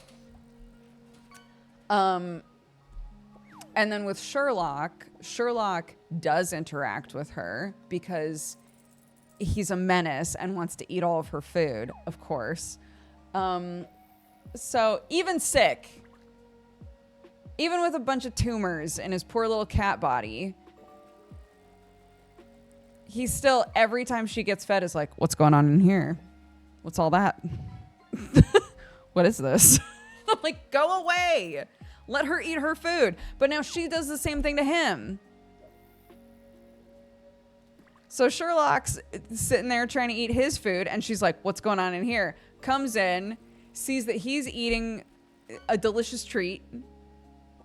Bark, bark, bark, bark, bark, immediately. And I'm like, Peach. Honey. I just realized I might wake her up if I said her name. Honey, stop barking. So I was saying, yes, I'm so sorry for any of you who weren't here when I had talked about that before. We just very recently found out Sherlock has been rapidly losing weight. Rapidly. So I took him to the vet. And they weighed him and they were like, holy shit, he's lost a lot of weight. And I was describing his behavior, one of which being he's still trying to eat everything, literally everything in the world he's trying to eat. And so I said, I think it might be a thyroid problem. And they were like, it sounds like a thyroid problem. He's an older cat. It probably is. Is he still energetic? Is he still, like feisty? Like, does he behave normally? And I said, yeah, I think so. So, yeah. They did an ultrasound on him because his blood work came back that he did not have a thyroid problem. So they did an ultrasound on him and he's got a bunch of little tumors all over the place in his abdomen. So they were, it was one of those situations. I've come to terms with it now. But it was one of those situations where it's like, he's 16. We can open him up and find out exactly what they are. We can't do it with a needle. There's too many of them and we're going to prick something and cause a new issue, right? We could open him up but that's also potentially, he's an older cat. That's also potentially like really bad. So basically every option we were given was like, you'll find out more information and you might do something about the tumors, but you're going to cause a new quality of life problem, or you're going to cause a new, or, you know, something potentially really scary is going to happen with him while trying to fix this other thing, you know? So, we decided to put him on steroids, because that was something that could help with, like, you know, his general discomfort and stuff. We decided to put him on steroids and then give him as comfy and nice of a life as we can while he's on his way out, which is very sad. But I just hated the idea. The only, like, non-invasive stuff that they could offer was like, he's not going to be home for a long time. He has to go somewhere else for a long time. And I was like, I don't want to do that. I don't want him to not be home. I don't want him to not be with people that love him and want to snuggle him and take care of him. And, you know, yeah. So we're gonna let him know that he's a beloved little boy in our house. Let him eat the cold cuts. Let him sit in the sun. And I don't know how much longer we've got with him, which is very sad. But I adore him, so I'm gonna do my best to make him feel safe and comfy and happy.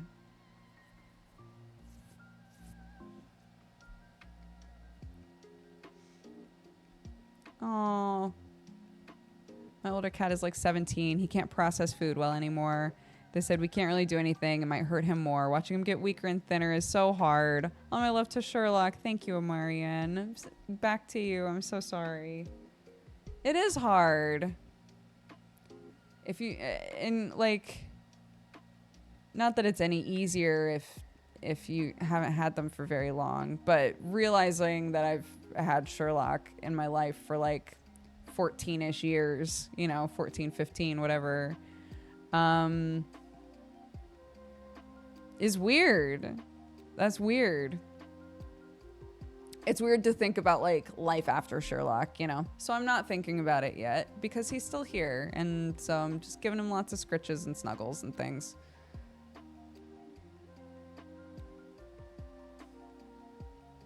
Yeah, they're part of my family.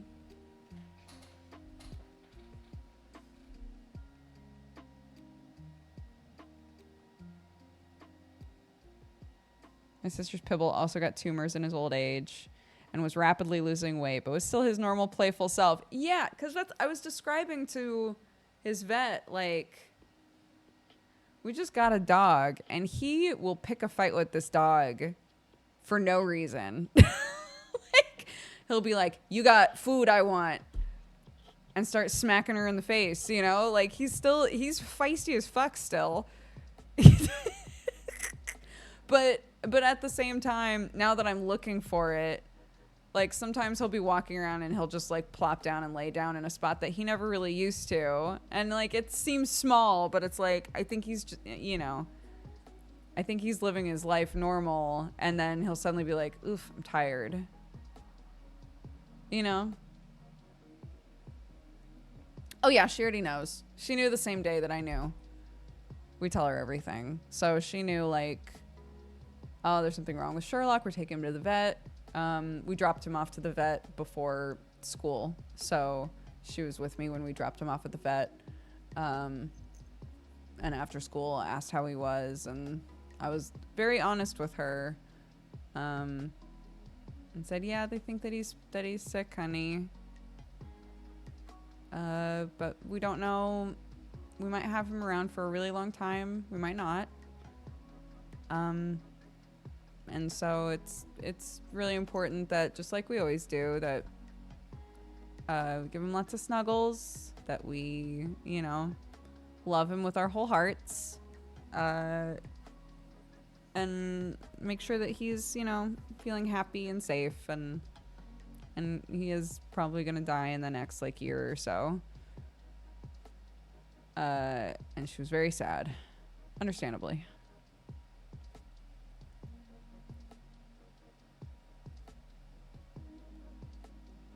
It'll be the first time that she's been around animals that have died, right? Like the ferrets died, the chickens died, right? But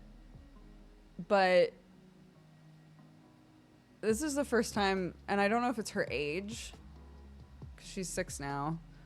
But this is the first time that I think it's really hit her like, oh my God, this animal that I've spent my entire life with is not going to be here anymore, you know? So yeah, it's hard. It is hard for sure. And it is hard to talk about with kids.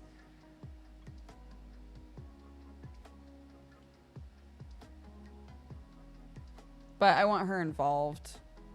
Not like not involved on a medical level, or like she doesn't, you know, need to be there if at some point we have to make the decision to you know, help him go peacefully or whatever.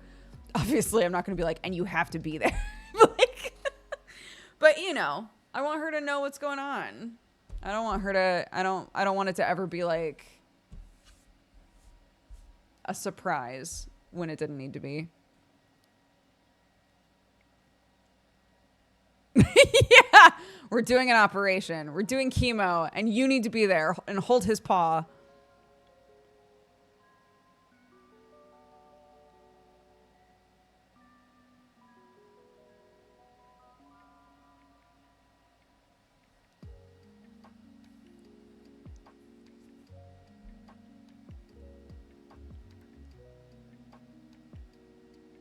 Vet school is competitive. Get her started young. You know what? I hadn't really thought about the fact she's been building a lot of stuff in Minecraft. She made like a pet hospital, like a vet. And I hadn't thought to myself that maybe it was because we had just had to go to the vet a few times in a row.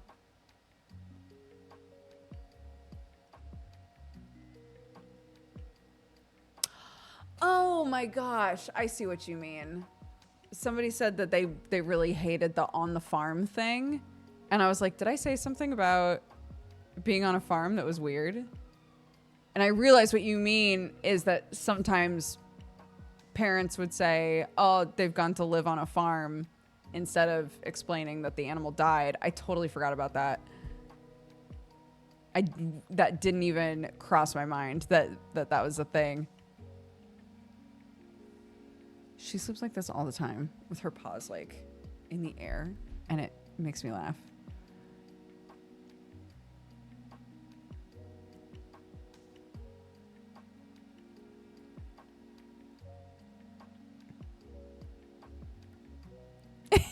It's true.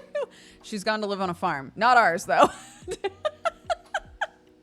Not our farm. A different farm.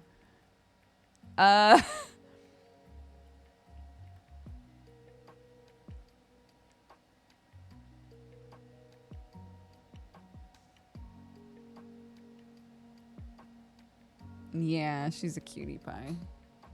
I think she's already a great dog, and I think she's gonna be a really great dog. Sam, because I take her for a walk in the field every day. Sam was like, when she gets big enough, she'll be able to yank you over. And I was like, she won't though, because she'll be well trained, as all big dogs should be, so that they don't do that shit.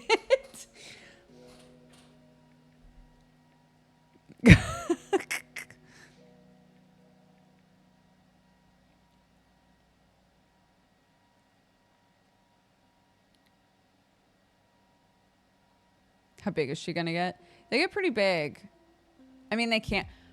It's mostly hair. They're like, I don't think they're like particularly massive dogs. It's that their hair is huge. So they look like gigantic cloud dogs.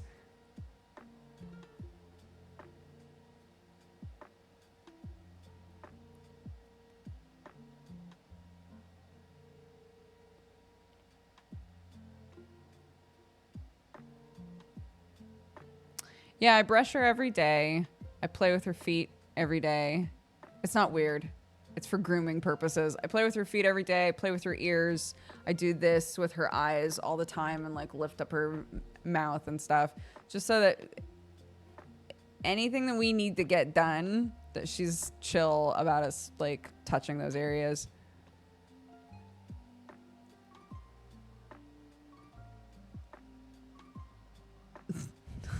Look at this dog.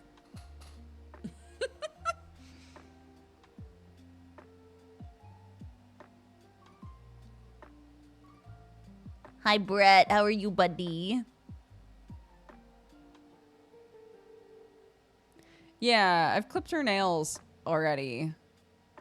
Just with little nail clippers. I just clipped off the very tips, but it felt like a natural like first step, you know, just to get used to the process of that.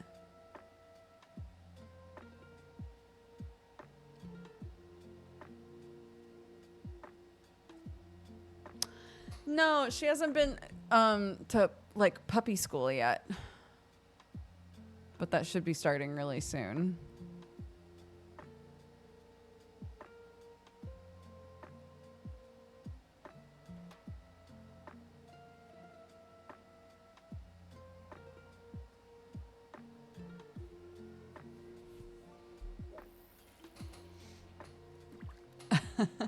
Isn't she too young for puppy school?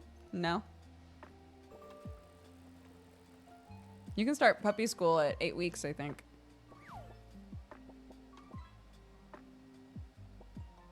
And she's like 10, 11, something like that.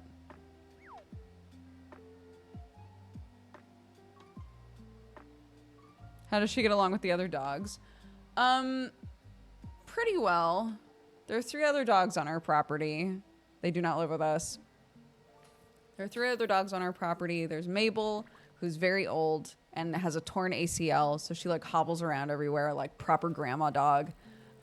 Mabel loves her, but gets overwhelmed by her easily.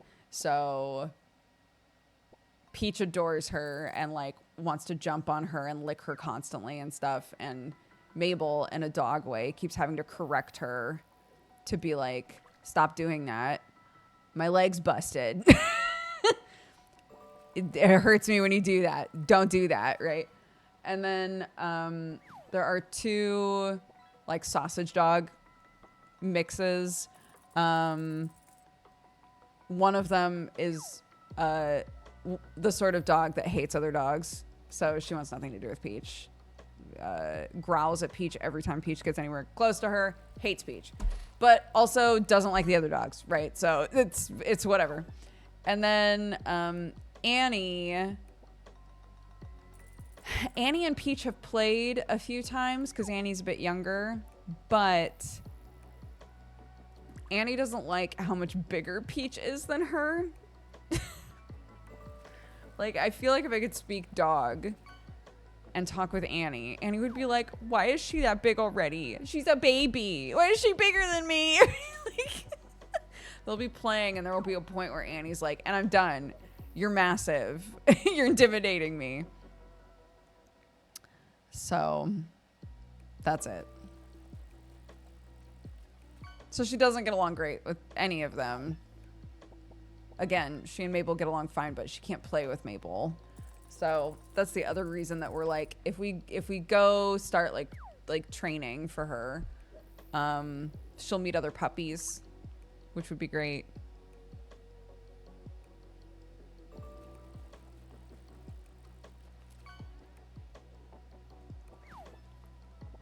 I wish I was as relaxed as Peach. I know, dude. Look at her. On the cooling mat. Just passed out.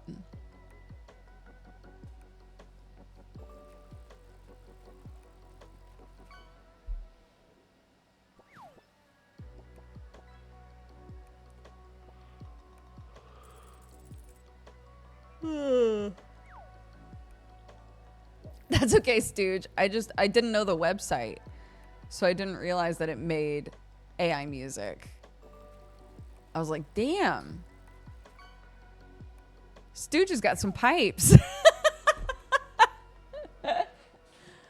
And then the reveal.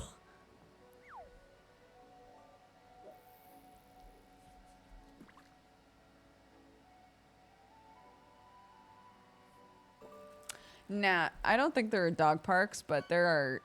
We're way out in the country, so there's lots of like, just walks on like farmland and stuff.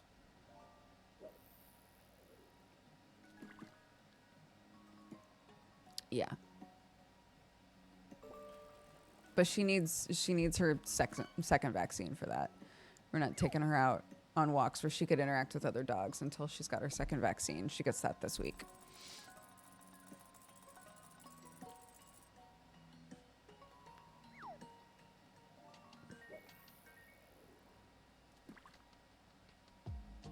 Sherlock is 16-ish. And Watson is 9. She'll be 10 in August, right? Yeah.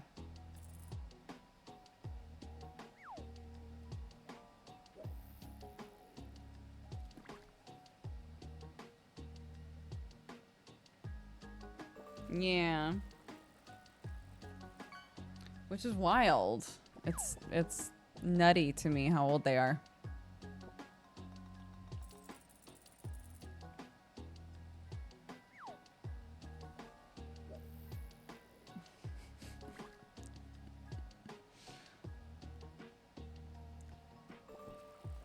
Yeah, she's just a little mochi ball.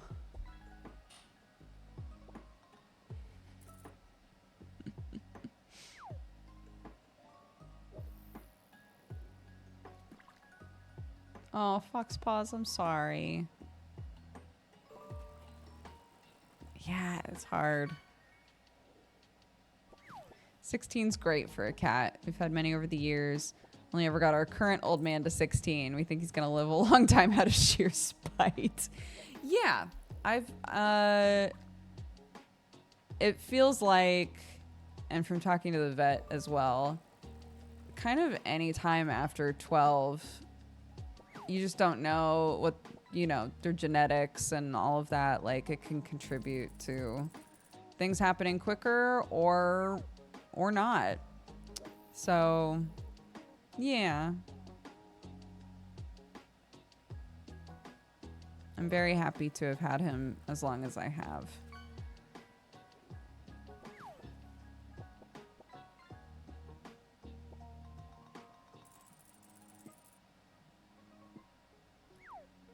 We're talking about Sherlock, by the way. Not Peach. Peach's baby.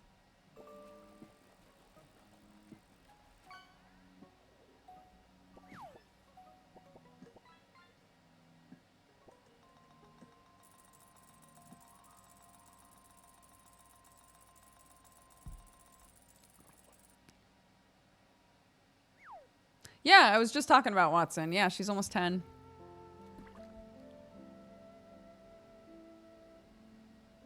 She's been a little nervous since Peach showed up. So I feel bad about that. But I feel like I've done my due diligence to give them, like, they have the whole upstairs, all of the bedrooms, everything. They have everything upstairs that they need if they just don't want to come downstairs. I've given them the world. I've tried to make sure that, like, there's, the place where Peach can go and the place where Peach never goes. And Peach never goes upstairs. So they can always just stay upstairs if they're like, I hate the dog.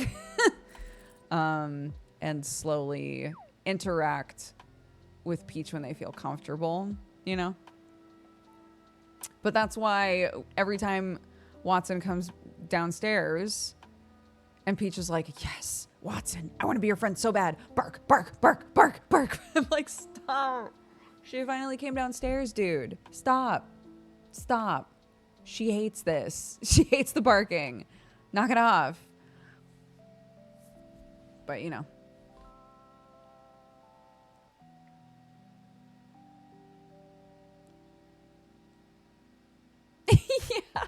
My sister-in-law was like, I really need to make it to like 100 years old.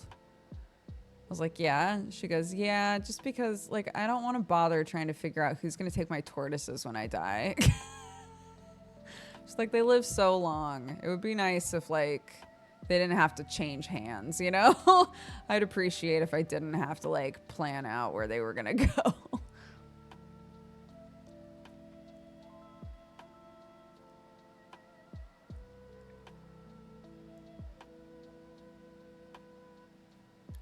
No, she came with a name. Hissy Missy, which I can't imagine a better name for a feral old lady cat. An old lady feral cat that's lived past 10. Dude. Yeah. Hissy Missy indeed.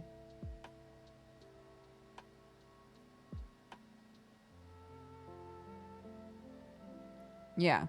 The mistress of hiss is also what I've been calling her.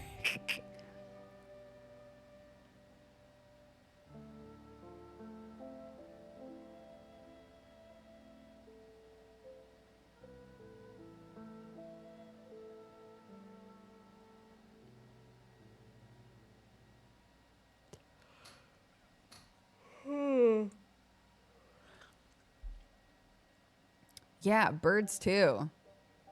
A lot of birds that you can have for pets are long livers. Long livers, sure. That's a way to put it. Yeah, they're long livers.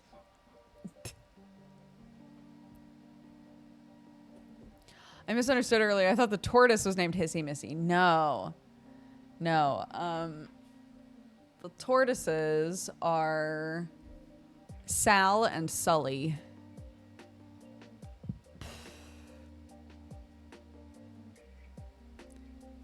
Oh. Yeah, I didn't want, you know, I've had the cats for a very long time.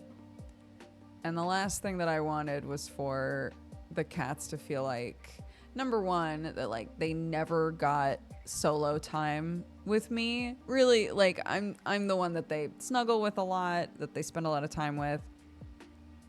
I didn't want it to feel, and with my human child. Honestly, that's another thing that I would say is a big benefit of the crate, and like having planned like, and now you're in the crate and we're sleeping, right? You're taking a nap. Is that's like a set time to be like, and now what are we doing? You know, if you have a kiddo in your life and you're trying to balance like a puppy, it's the same when you have a baby, I assume, like a second kid in the house, but trying to make sure that you can take that time to be like, all right, and now you are my focus, because this thing that requires so much attention is asleep now. She's zipped in. She's asleep. Let's hang out.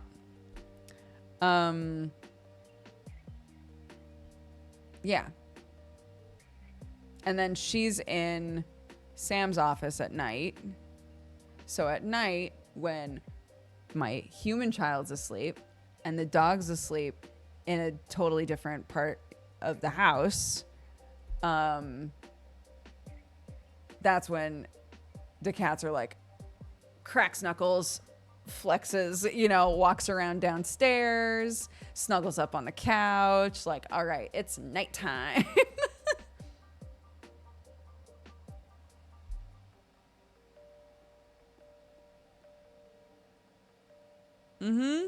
I brought these cats from California to England. They've been through a lot.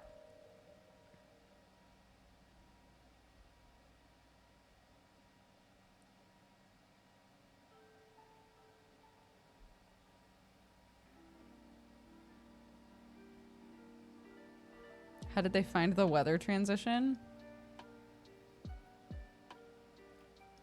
I think they don't. I haven't noticed a difference. They're indoor cats, so they don't give a shit.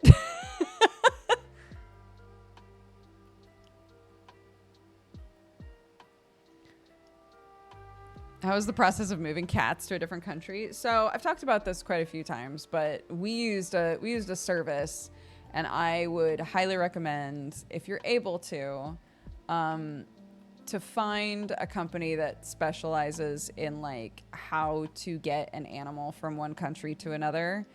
In our situation, the company that we found, they offered basically help with only part of the process or the entire process. So it was like, we can help you figure out what paperwork you need done.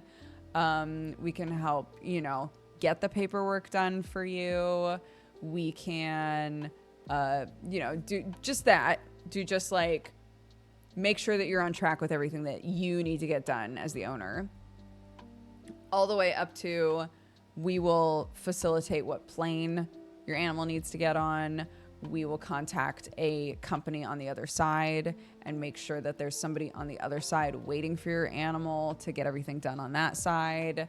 You know, like there's a gradient there of like so much stuff that's involved. And we were able to just say like, help us with all of it. Because I was so stressed about it. And so worried because they don't have rabies over here. Not that I thought my cats had rabies, but if there's even a sniff that they might have rabies, they go into quarantine for a long time. And I was so nervous about that. I was so scared that I was going to do something in the paperwork wrong or whatever. That, yeah, we wound up paying for a company to help us with the entire process. And it was still stressful, but at least it was like people who do this for their entire job are helping with the whole thing. So that's great.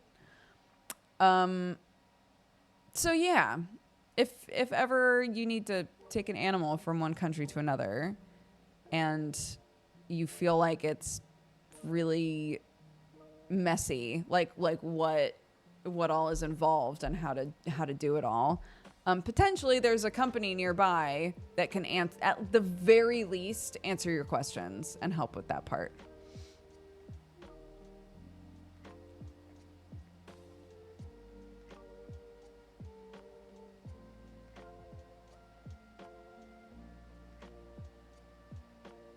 I used to work for a pet travel company. It was my favorite job. Aw.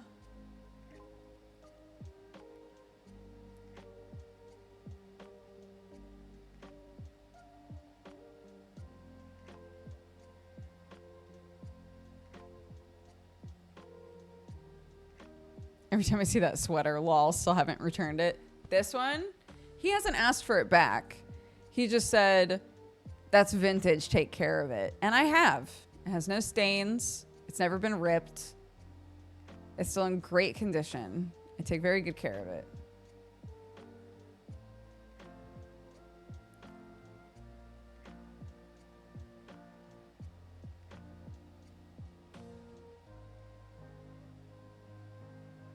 I'm moving states in a few months for my partner. I'm terrified about managing the cats. Yeah.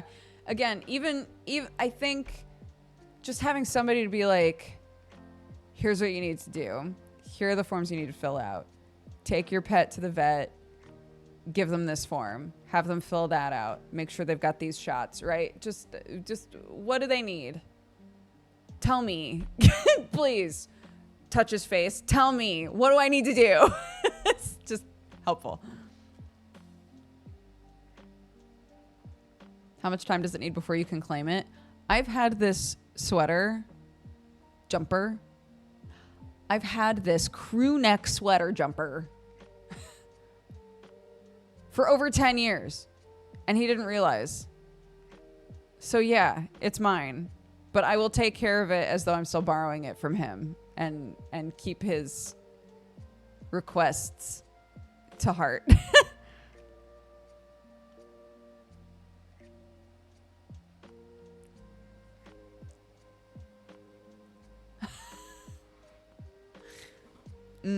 Yes. He said, my spouse and I drove from Philly to PDX. We had 2 cats that we put on sedatives.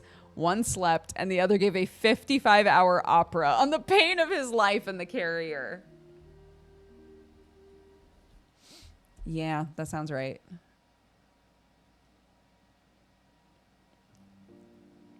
Yeah, something that people asked a lot when we were shipping our cats was, "Oh, can you just put them to sleep while they're on the plane?"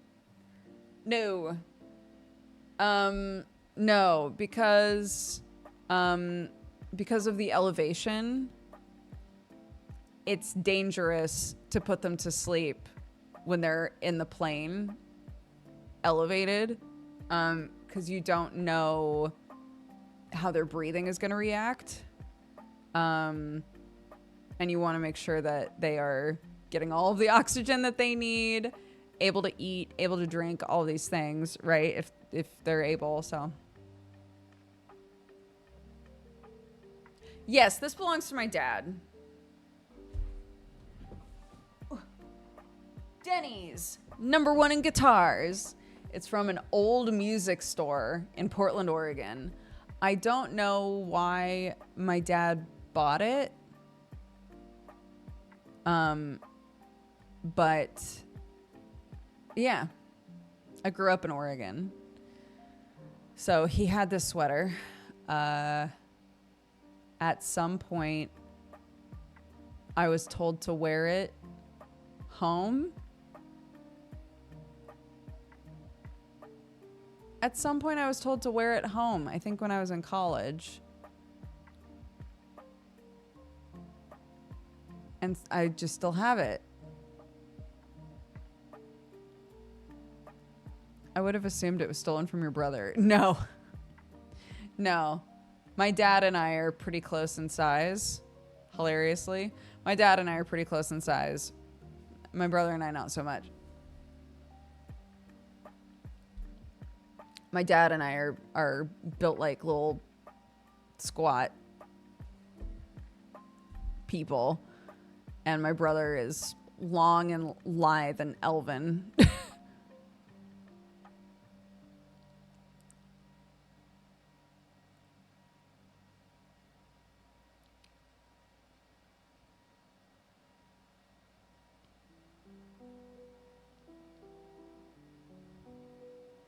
Yeah, one of our friends that came over for a barbecue was like, "Have you watched Clarkson's Farm?" And I was like, "No."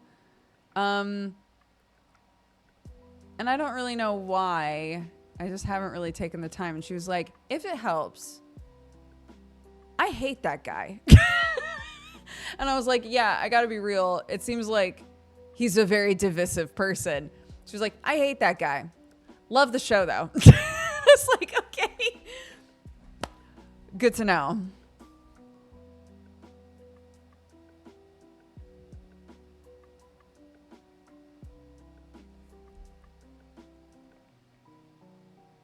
I'm not the biggest Clarkson fan, but I also adored the show. It hits different. Gotcha. Yeah, she was like, it feels he behaves very differently on the show than he does in other things. I was like, okay.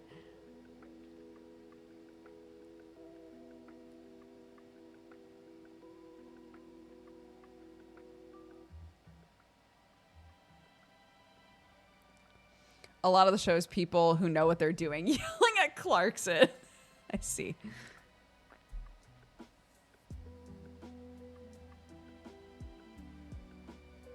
Farmers love that show. They hate him and love the show. Great.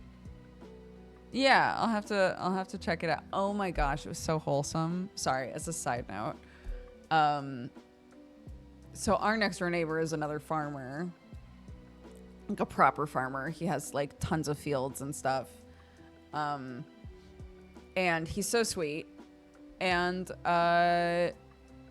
we were shearing sheep today, and he has a little four-wheeler that he uses to just kind of like go all over the property every day and make sure everything's fine. And he came by, and he was like, "How's it going?" And my sister-in-law goes, "It's my first time shearing sheep. I've still got 3 to do. I think it's going okay." And he was like, "You're doing a great job." And she was like, "Thank you." It was very sweet. It was really cute.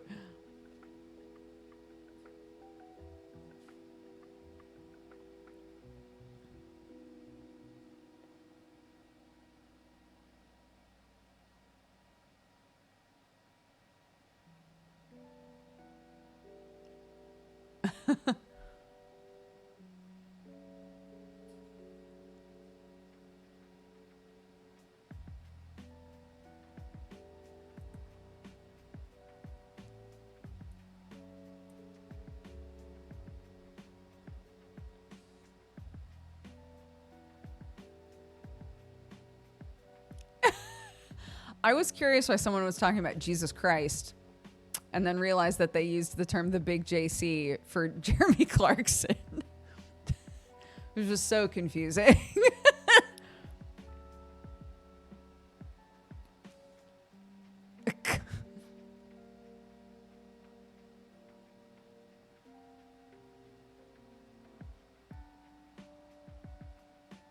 Yeah, well that's what we were talking about. She was like, farmers love farmers. It doesn't matter how big of a farm you've got. If you are engaging with like farming culture, they want to encourage the shit out of you. They love it.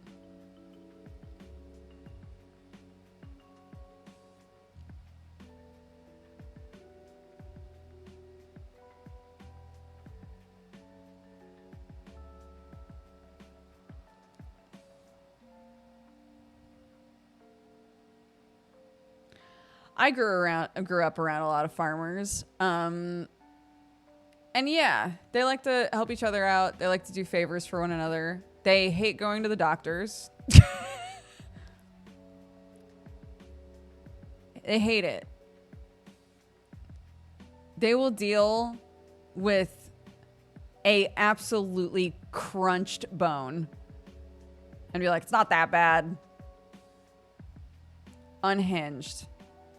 Farmers are actually unhinged about medical care. Like, just get it fixed, dude. There are a few jokes by doctors that if a farmer shows up, it's fucking bad. It's real. That is a real thing. It's very just walk it off, get the job done.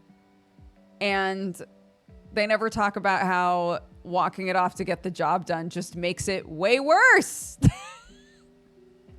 Drives me crazy. Are you talking about The Ranch on Netflix? No, I'm talking about my real ass life growing up around a bunch of farmers. My grandfather had his foot run over by a tractor, a cat tractor, and just hobbled back to his house and didn't go to the hospital. Why? It actually pisses me off.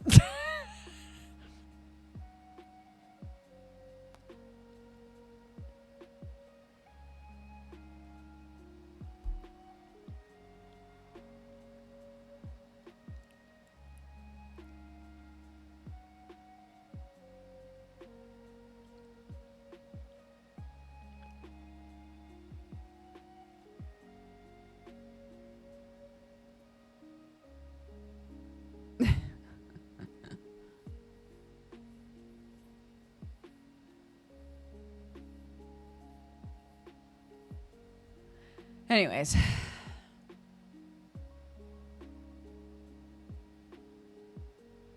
Was he badly injured, though? He couldn't walk, which I think counts for a 70-something-year-old man.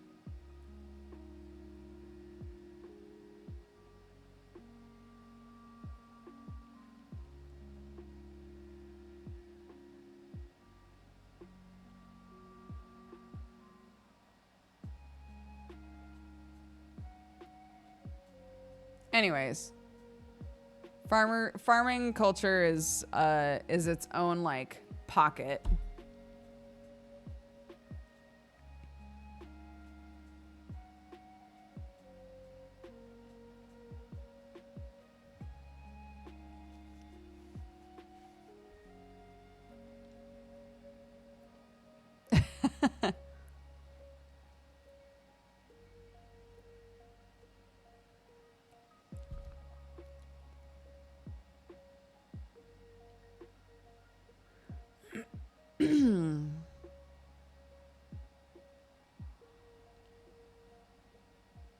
What time is it?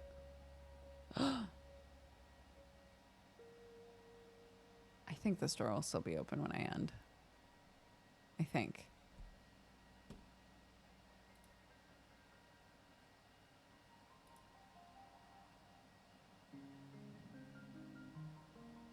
Yeah.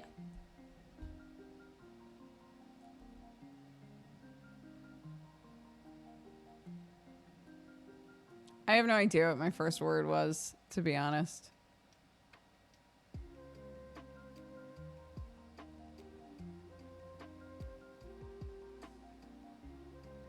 Big shops shut at 4 p.m. on Sundays. I do know that. I was trying to remember what time a little shop that's in the village nearby closes. I think it's 7 or 8 p.m.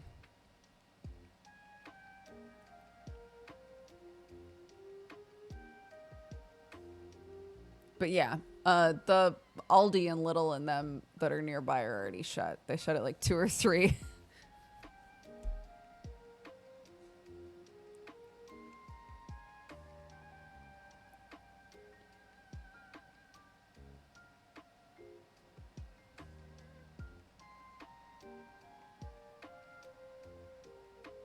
Yeah, if you go to like a Tesco Express or something like that, whatever the mini Sainsbury's are called, all those, they stay open for a while on Sundays.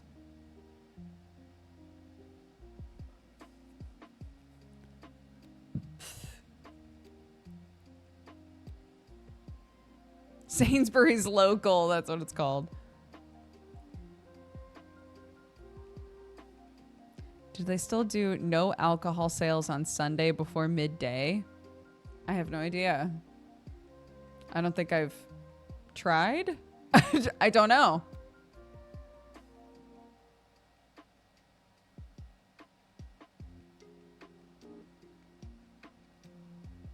Did you see Rusty Lake's IRL escape room? I didn't. An IRL Rusty Lake escape room? Rusty Lake escape room.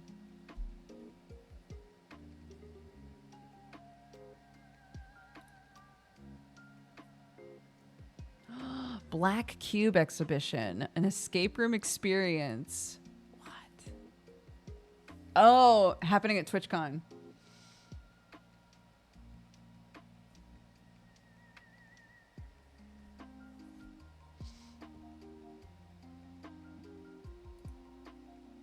Nice.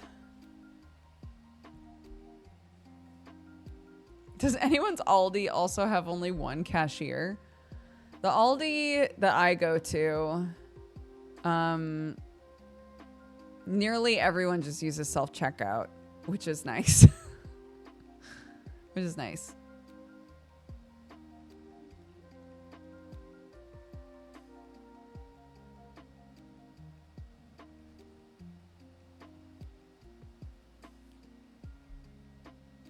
As a socially anxious person, I love self-checkout. I adore self-checkout. It's great. It's great until you buy something that's just light enough that the sensor's like, please put it on the pressure plate. Please put it on the pressure plate. I'm like, I did. And then you pick it up and you slap it down as hard as you can just so it'll feel something. And it's like, please put it on the pressure plate. And I'm like, I did. And then it goes, please wait for assistance. And I go, no, it's there. And then the guy comes over and clicks a bunch of stuff and doesn't even check if you actually got the thing anyway. And you're like, I could have stolen so much shit. I could have stolen so much shit and it would have just gotten approved. Not that I would, but I do think it every time. Like, they never check. They never, ever check.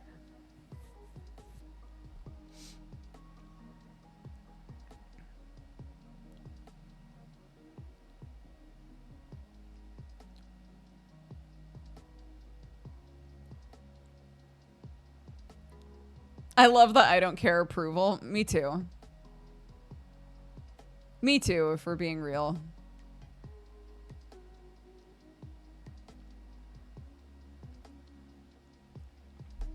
Yeah, that's true. They're also potentially bored and have watched me pick up the same small card and slap it down over and over.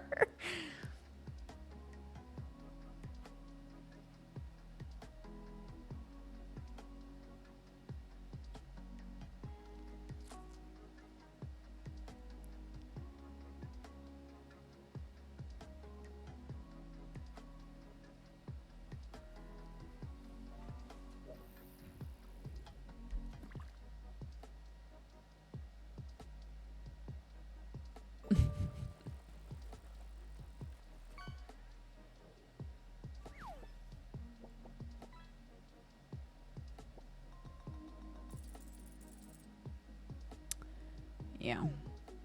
Yeah, I like it. The thing that I do have to always remember is if I've only bought a couple of things and I plan on just carrying them out, I have to say, yes, please give me a receipt. The number of times that I've been like, no, I'm good. I don't want a receipt. Save the earth, you know? And I walk out with like 4 things in my arms and they're like, where's your receipt? And I go, I did buy these, I swear. And then I have to walk back to self-checkout and point at the person working and be like, I bought these things. You remember me? And they go, I do remember. They did buy those things. And the person goes, all right, great. I'm like, God, I should have just gotten a receipt. I've never been receipt checked in my life. Oh my God.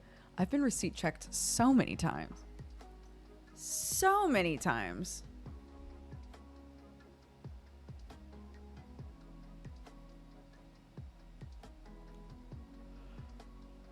I do, don't I?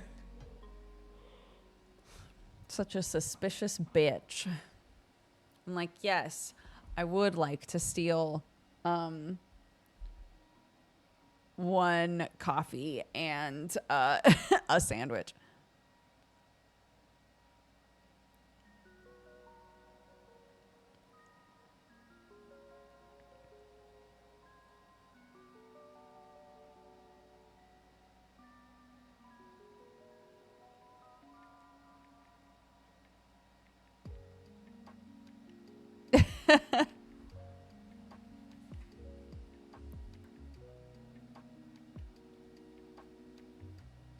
Oh, I've never seen anything like that. So there's a barcode on the receipt that opens the gate to leave the self-checkout area. That's fascinating. No, I've never seen anything like that.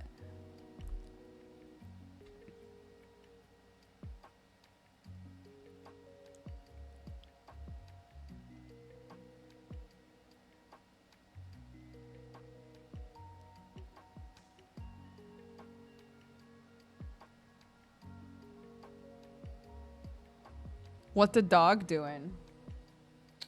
Sleeping. It appears. I don't want to make any assumptions. She is breathing, so I'm going to say sleeping. For 5,000, Alex. Ba-da-da-da. It's the daily double.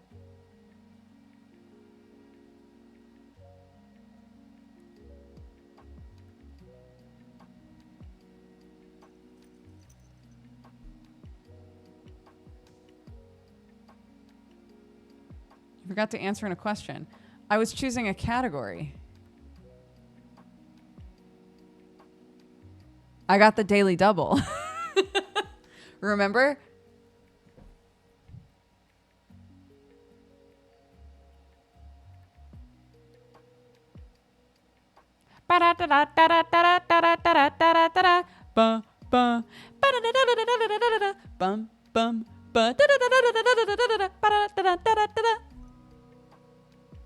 So shut the fuck up.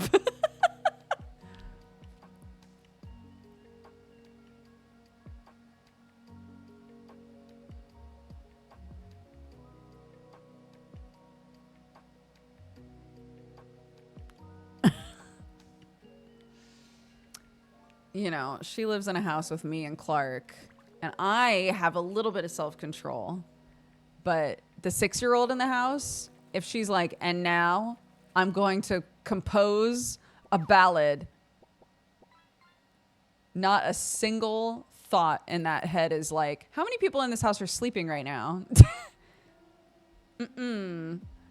Not a thought. We'll be having a nice quiet morning. Peach will have done all of her shit. She's starting to fall asleep. Sam's in bed. And she'll be like, Henda! And I'm like, shut the fuck up. What are you doing? Go outside. That's my new one, because it's been nice outside every day. Go the fuck outside. Sing as loud as you want outside. I love you so much. Go. Please, be free. Don't let me rain on your parade.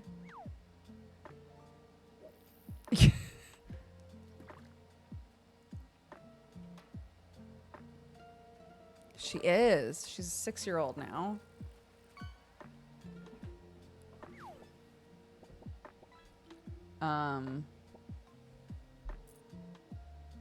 We had indoor voice inside, outdoor voice outside.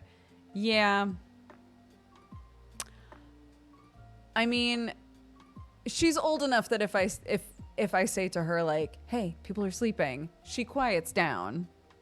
But if there's an option to allow her to keep singing, I will present it to her. You can be quiet in the house because everybody's sleeping and we don't need to be doing a power ballad at 8 in the morning, or you can go outside.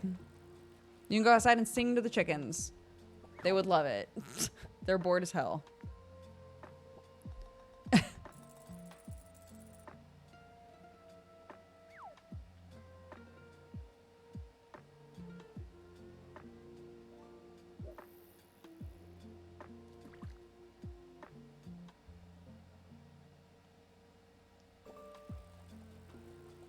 Today, we had breakfast outside. We all decided to make a big breakfast together and then share it and eat it outside. And when we were about halfway through, Sam just, like a sleepy zombie, comes out of the house, only in shorts. Comes out of the house in shorts, hair everywhere, and is like, "You motherfuckers are so loud with your delicious food." Walks over, makes a sausage sandwich, puts a little bit of everything on the sandwich and goes, "Good night." And just goes back in the house. Like, "Bye, honey. Love you."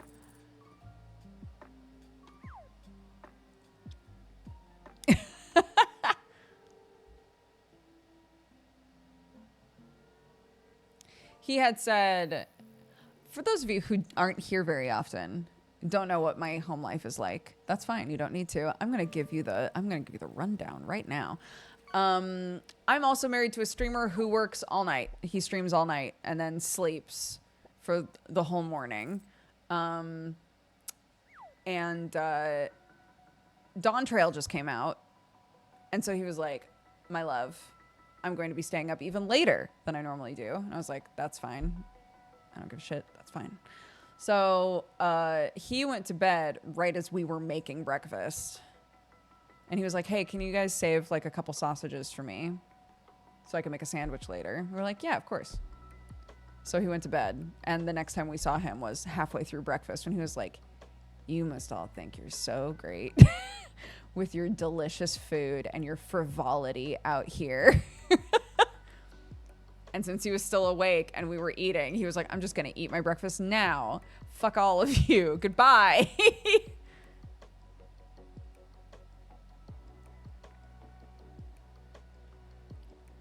Yeah, 100%. He was lying in bed, still awake, going, "I'm so hungry." And the food's all done, and they're just outside eating it. Those motherfuckers. So he got out of bed so that he could also eat and stop being jealous and just get some sleep.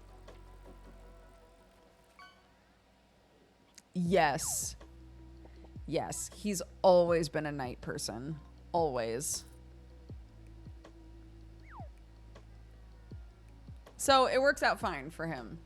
He can easily just stay up all night and not feel fine, but like it's very normal for him, you know?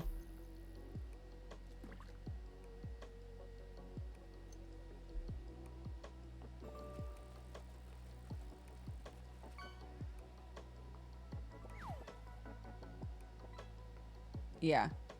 I've been thinking about, we got Chinese food 2 days ago. And I gotta tell you, the last hour, I've been thinking about those Chinese food leftovers. And I'm so excited to eat them. I'm so excited to eat some Chinese food leftovers when I'm done with this stream. It's gonna be great.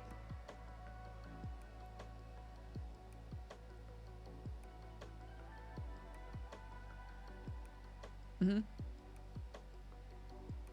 I love leftovers. Big fan. The other thing that worked out really nicely is I made a beautiful frittata for breakfast this morning, and it wasn't done.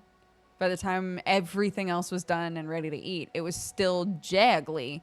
So I just turned the oven way down and we ate breakfast. And by the time I came in, it was done and beautiful and looked gorgeous. And I was like, well, I'm just going to wrap this up and that's going to be breakfast tomorrow, I guess. So that worked out.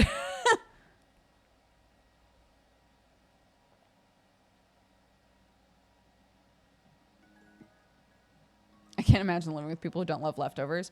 Our situation isn't that, it's not that Sam doesn't like leftovers. Sometimes it's that. But it's more that he's not in the habit of thinking about leftovers. You know? So the way that stuff is placed in the fridge and the accessibility of the things in the fridge matters a lot. If we've let the fridge get out of hand and there's just a lot of stuff in there, it's very difficult to parse, like, what in here is old, what in here is new, what can I eat, what can't I eat, you know? So every week I make sure that anything that needs to come out of there comes out of there. So that there isn't a bunch of visual clutter. You can actually look in and be like, that, I can eat that, you know?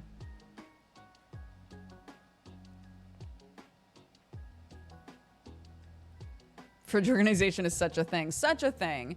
And if you're not to be like a TikTok cleaning mom, because Lord knows I'm not, but something that has helped me a lot is doing that right before I make a grocery list.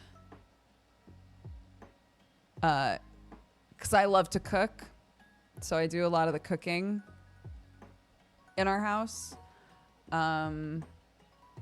And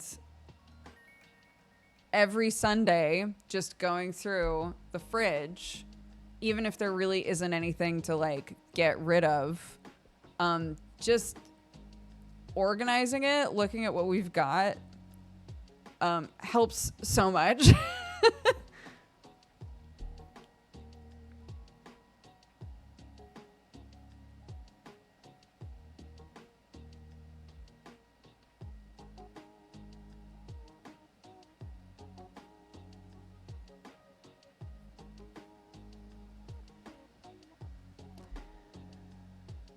Yeah, if I have the time,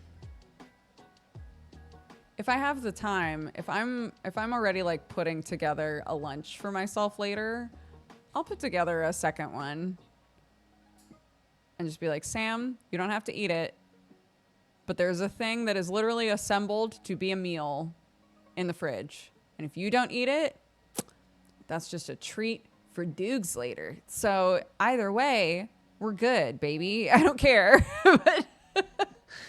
But yeah, tape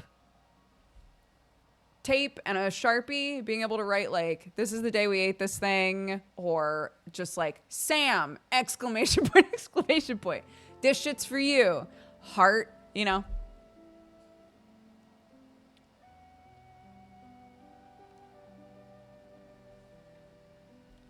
She's so sleepy.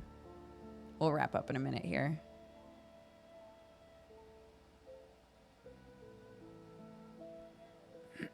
I do drive in England. The hardest part about driving in England was getting a license all over again. We are not one of the places where your license carries over. So you have a year. You have a year where your license from America can apply, and the second that year is up, you need an English driver's license. You can't swap it. It's not like moving from state to state where you can just like take a quick written exam and then get a new license. No, you do the whole shebang all over again, and it sucks ass. But in terms of mentally, like, learning to drive on the other side of the road, it's honestly not that bad. Our brains are incredible. My brain learned how to swap everything really quickly. And I think a lot of times we're able to do that pretty easily.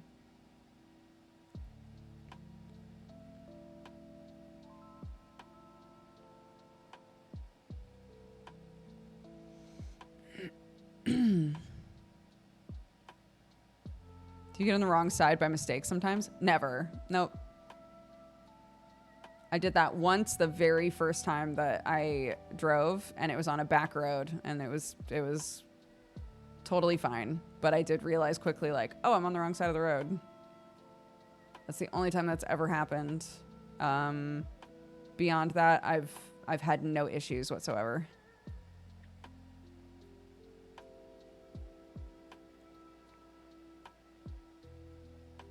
Yeah, it's great.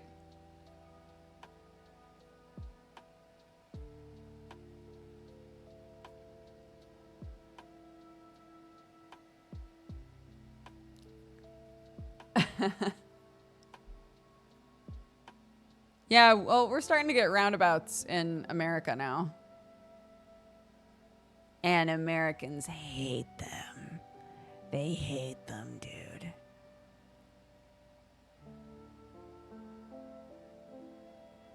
Like, this is going to cause so many problems. We're going to have so many accidents.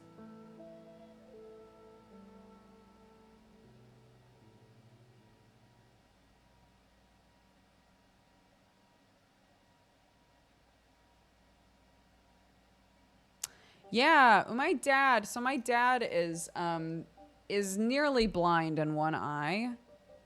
But the way he's described it, his brain has at this point has completely filled in the blanks.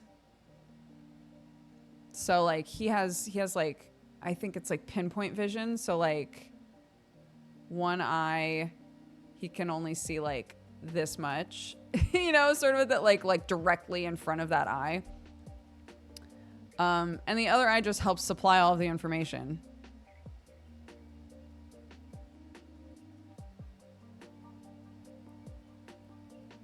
Which I think is fascinating. So his like peripheral vision on this side isn't great. My mom might watch this later and she might correct me, but I believe what he's described is that his peripheral vision on this side is bad. But all of this is fine because this eye can fill in the blanks. And then your brain's like, I can see fine, except right here.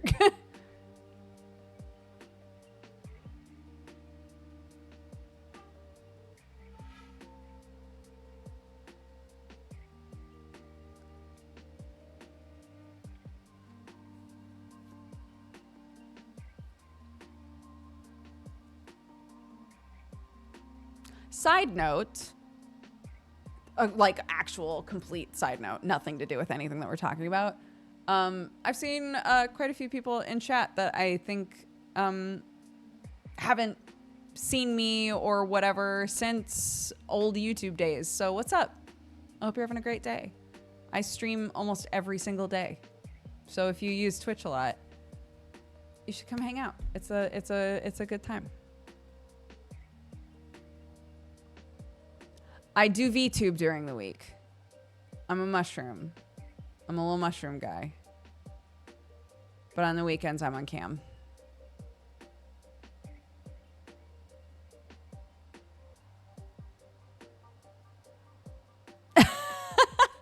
That's true, because I did Payday yesterday. That was really fun.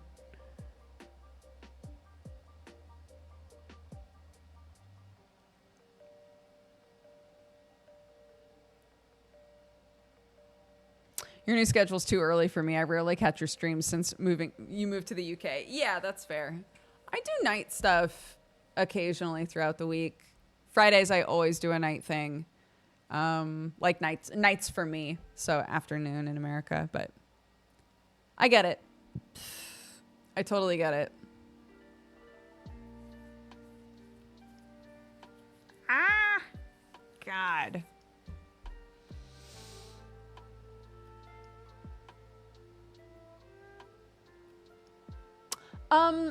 I've thought about VTubing for a while, and when the topic of like potentially being able to make AI videos came up, I had said, you know what, if we get to a point where people are able to just like submit a bunch of videos of me and create a video that that can say whatever they want, or, you know, that sort of shit, that's when I'll start transitioning away from being on camera, I think. And we're there. And we did it. It's not the only reason. I've become a much more private person since, you know, settling into our new home and having a kid and all of these things. I've gradually tried to protect my privacy more. Hi, are you okay? You all right, baby? We can get up in just a sec. I'm just about to say bye, okay? Do you want to sit with me? Oh my gosh, big yawns. Yeah, so it's just been a good option for me. Are you okay? Come here. Hi, I know. I know, my good girl. Come here. Yeah. Oh, baby.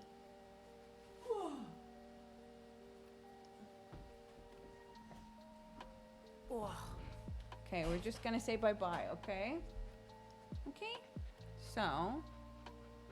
Mwah. Oh my gosh, all these yawns, baby. All these yawns, baby girl.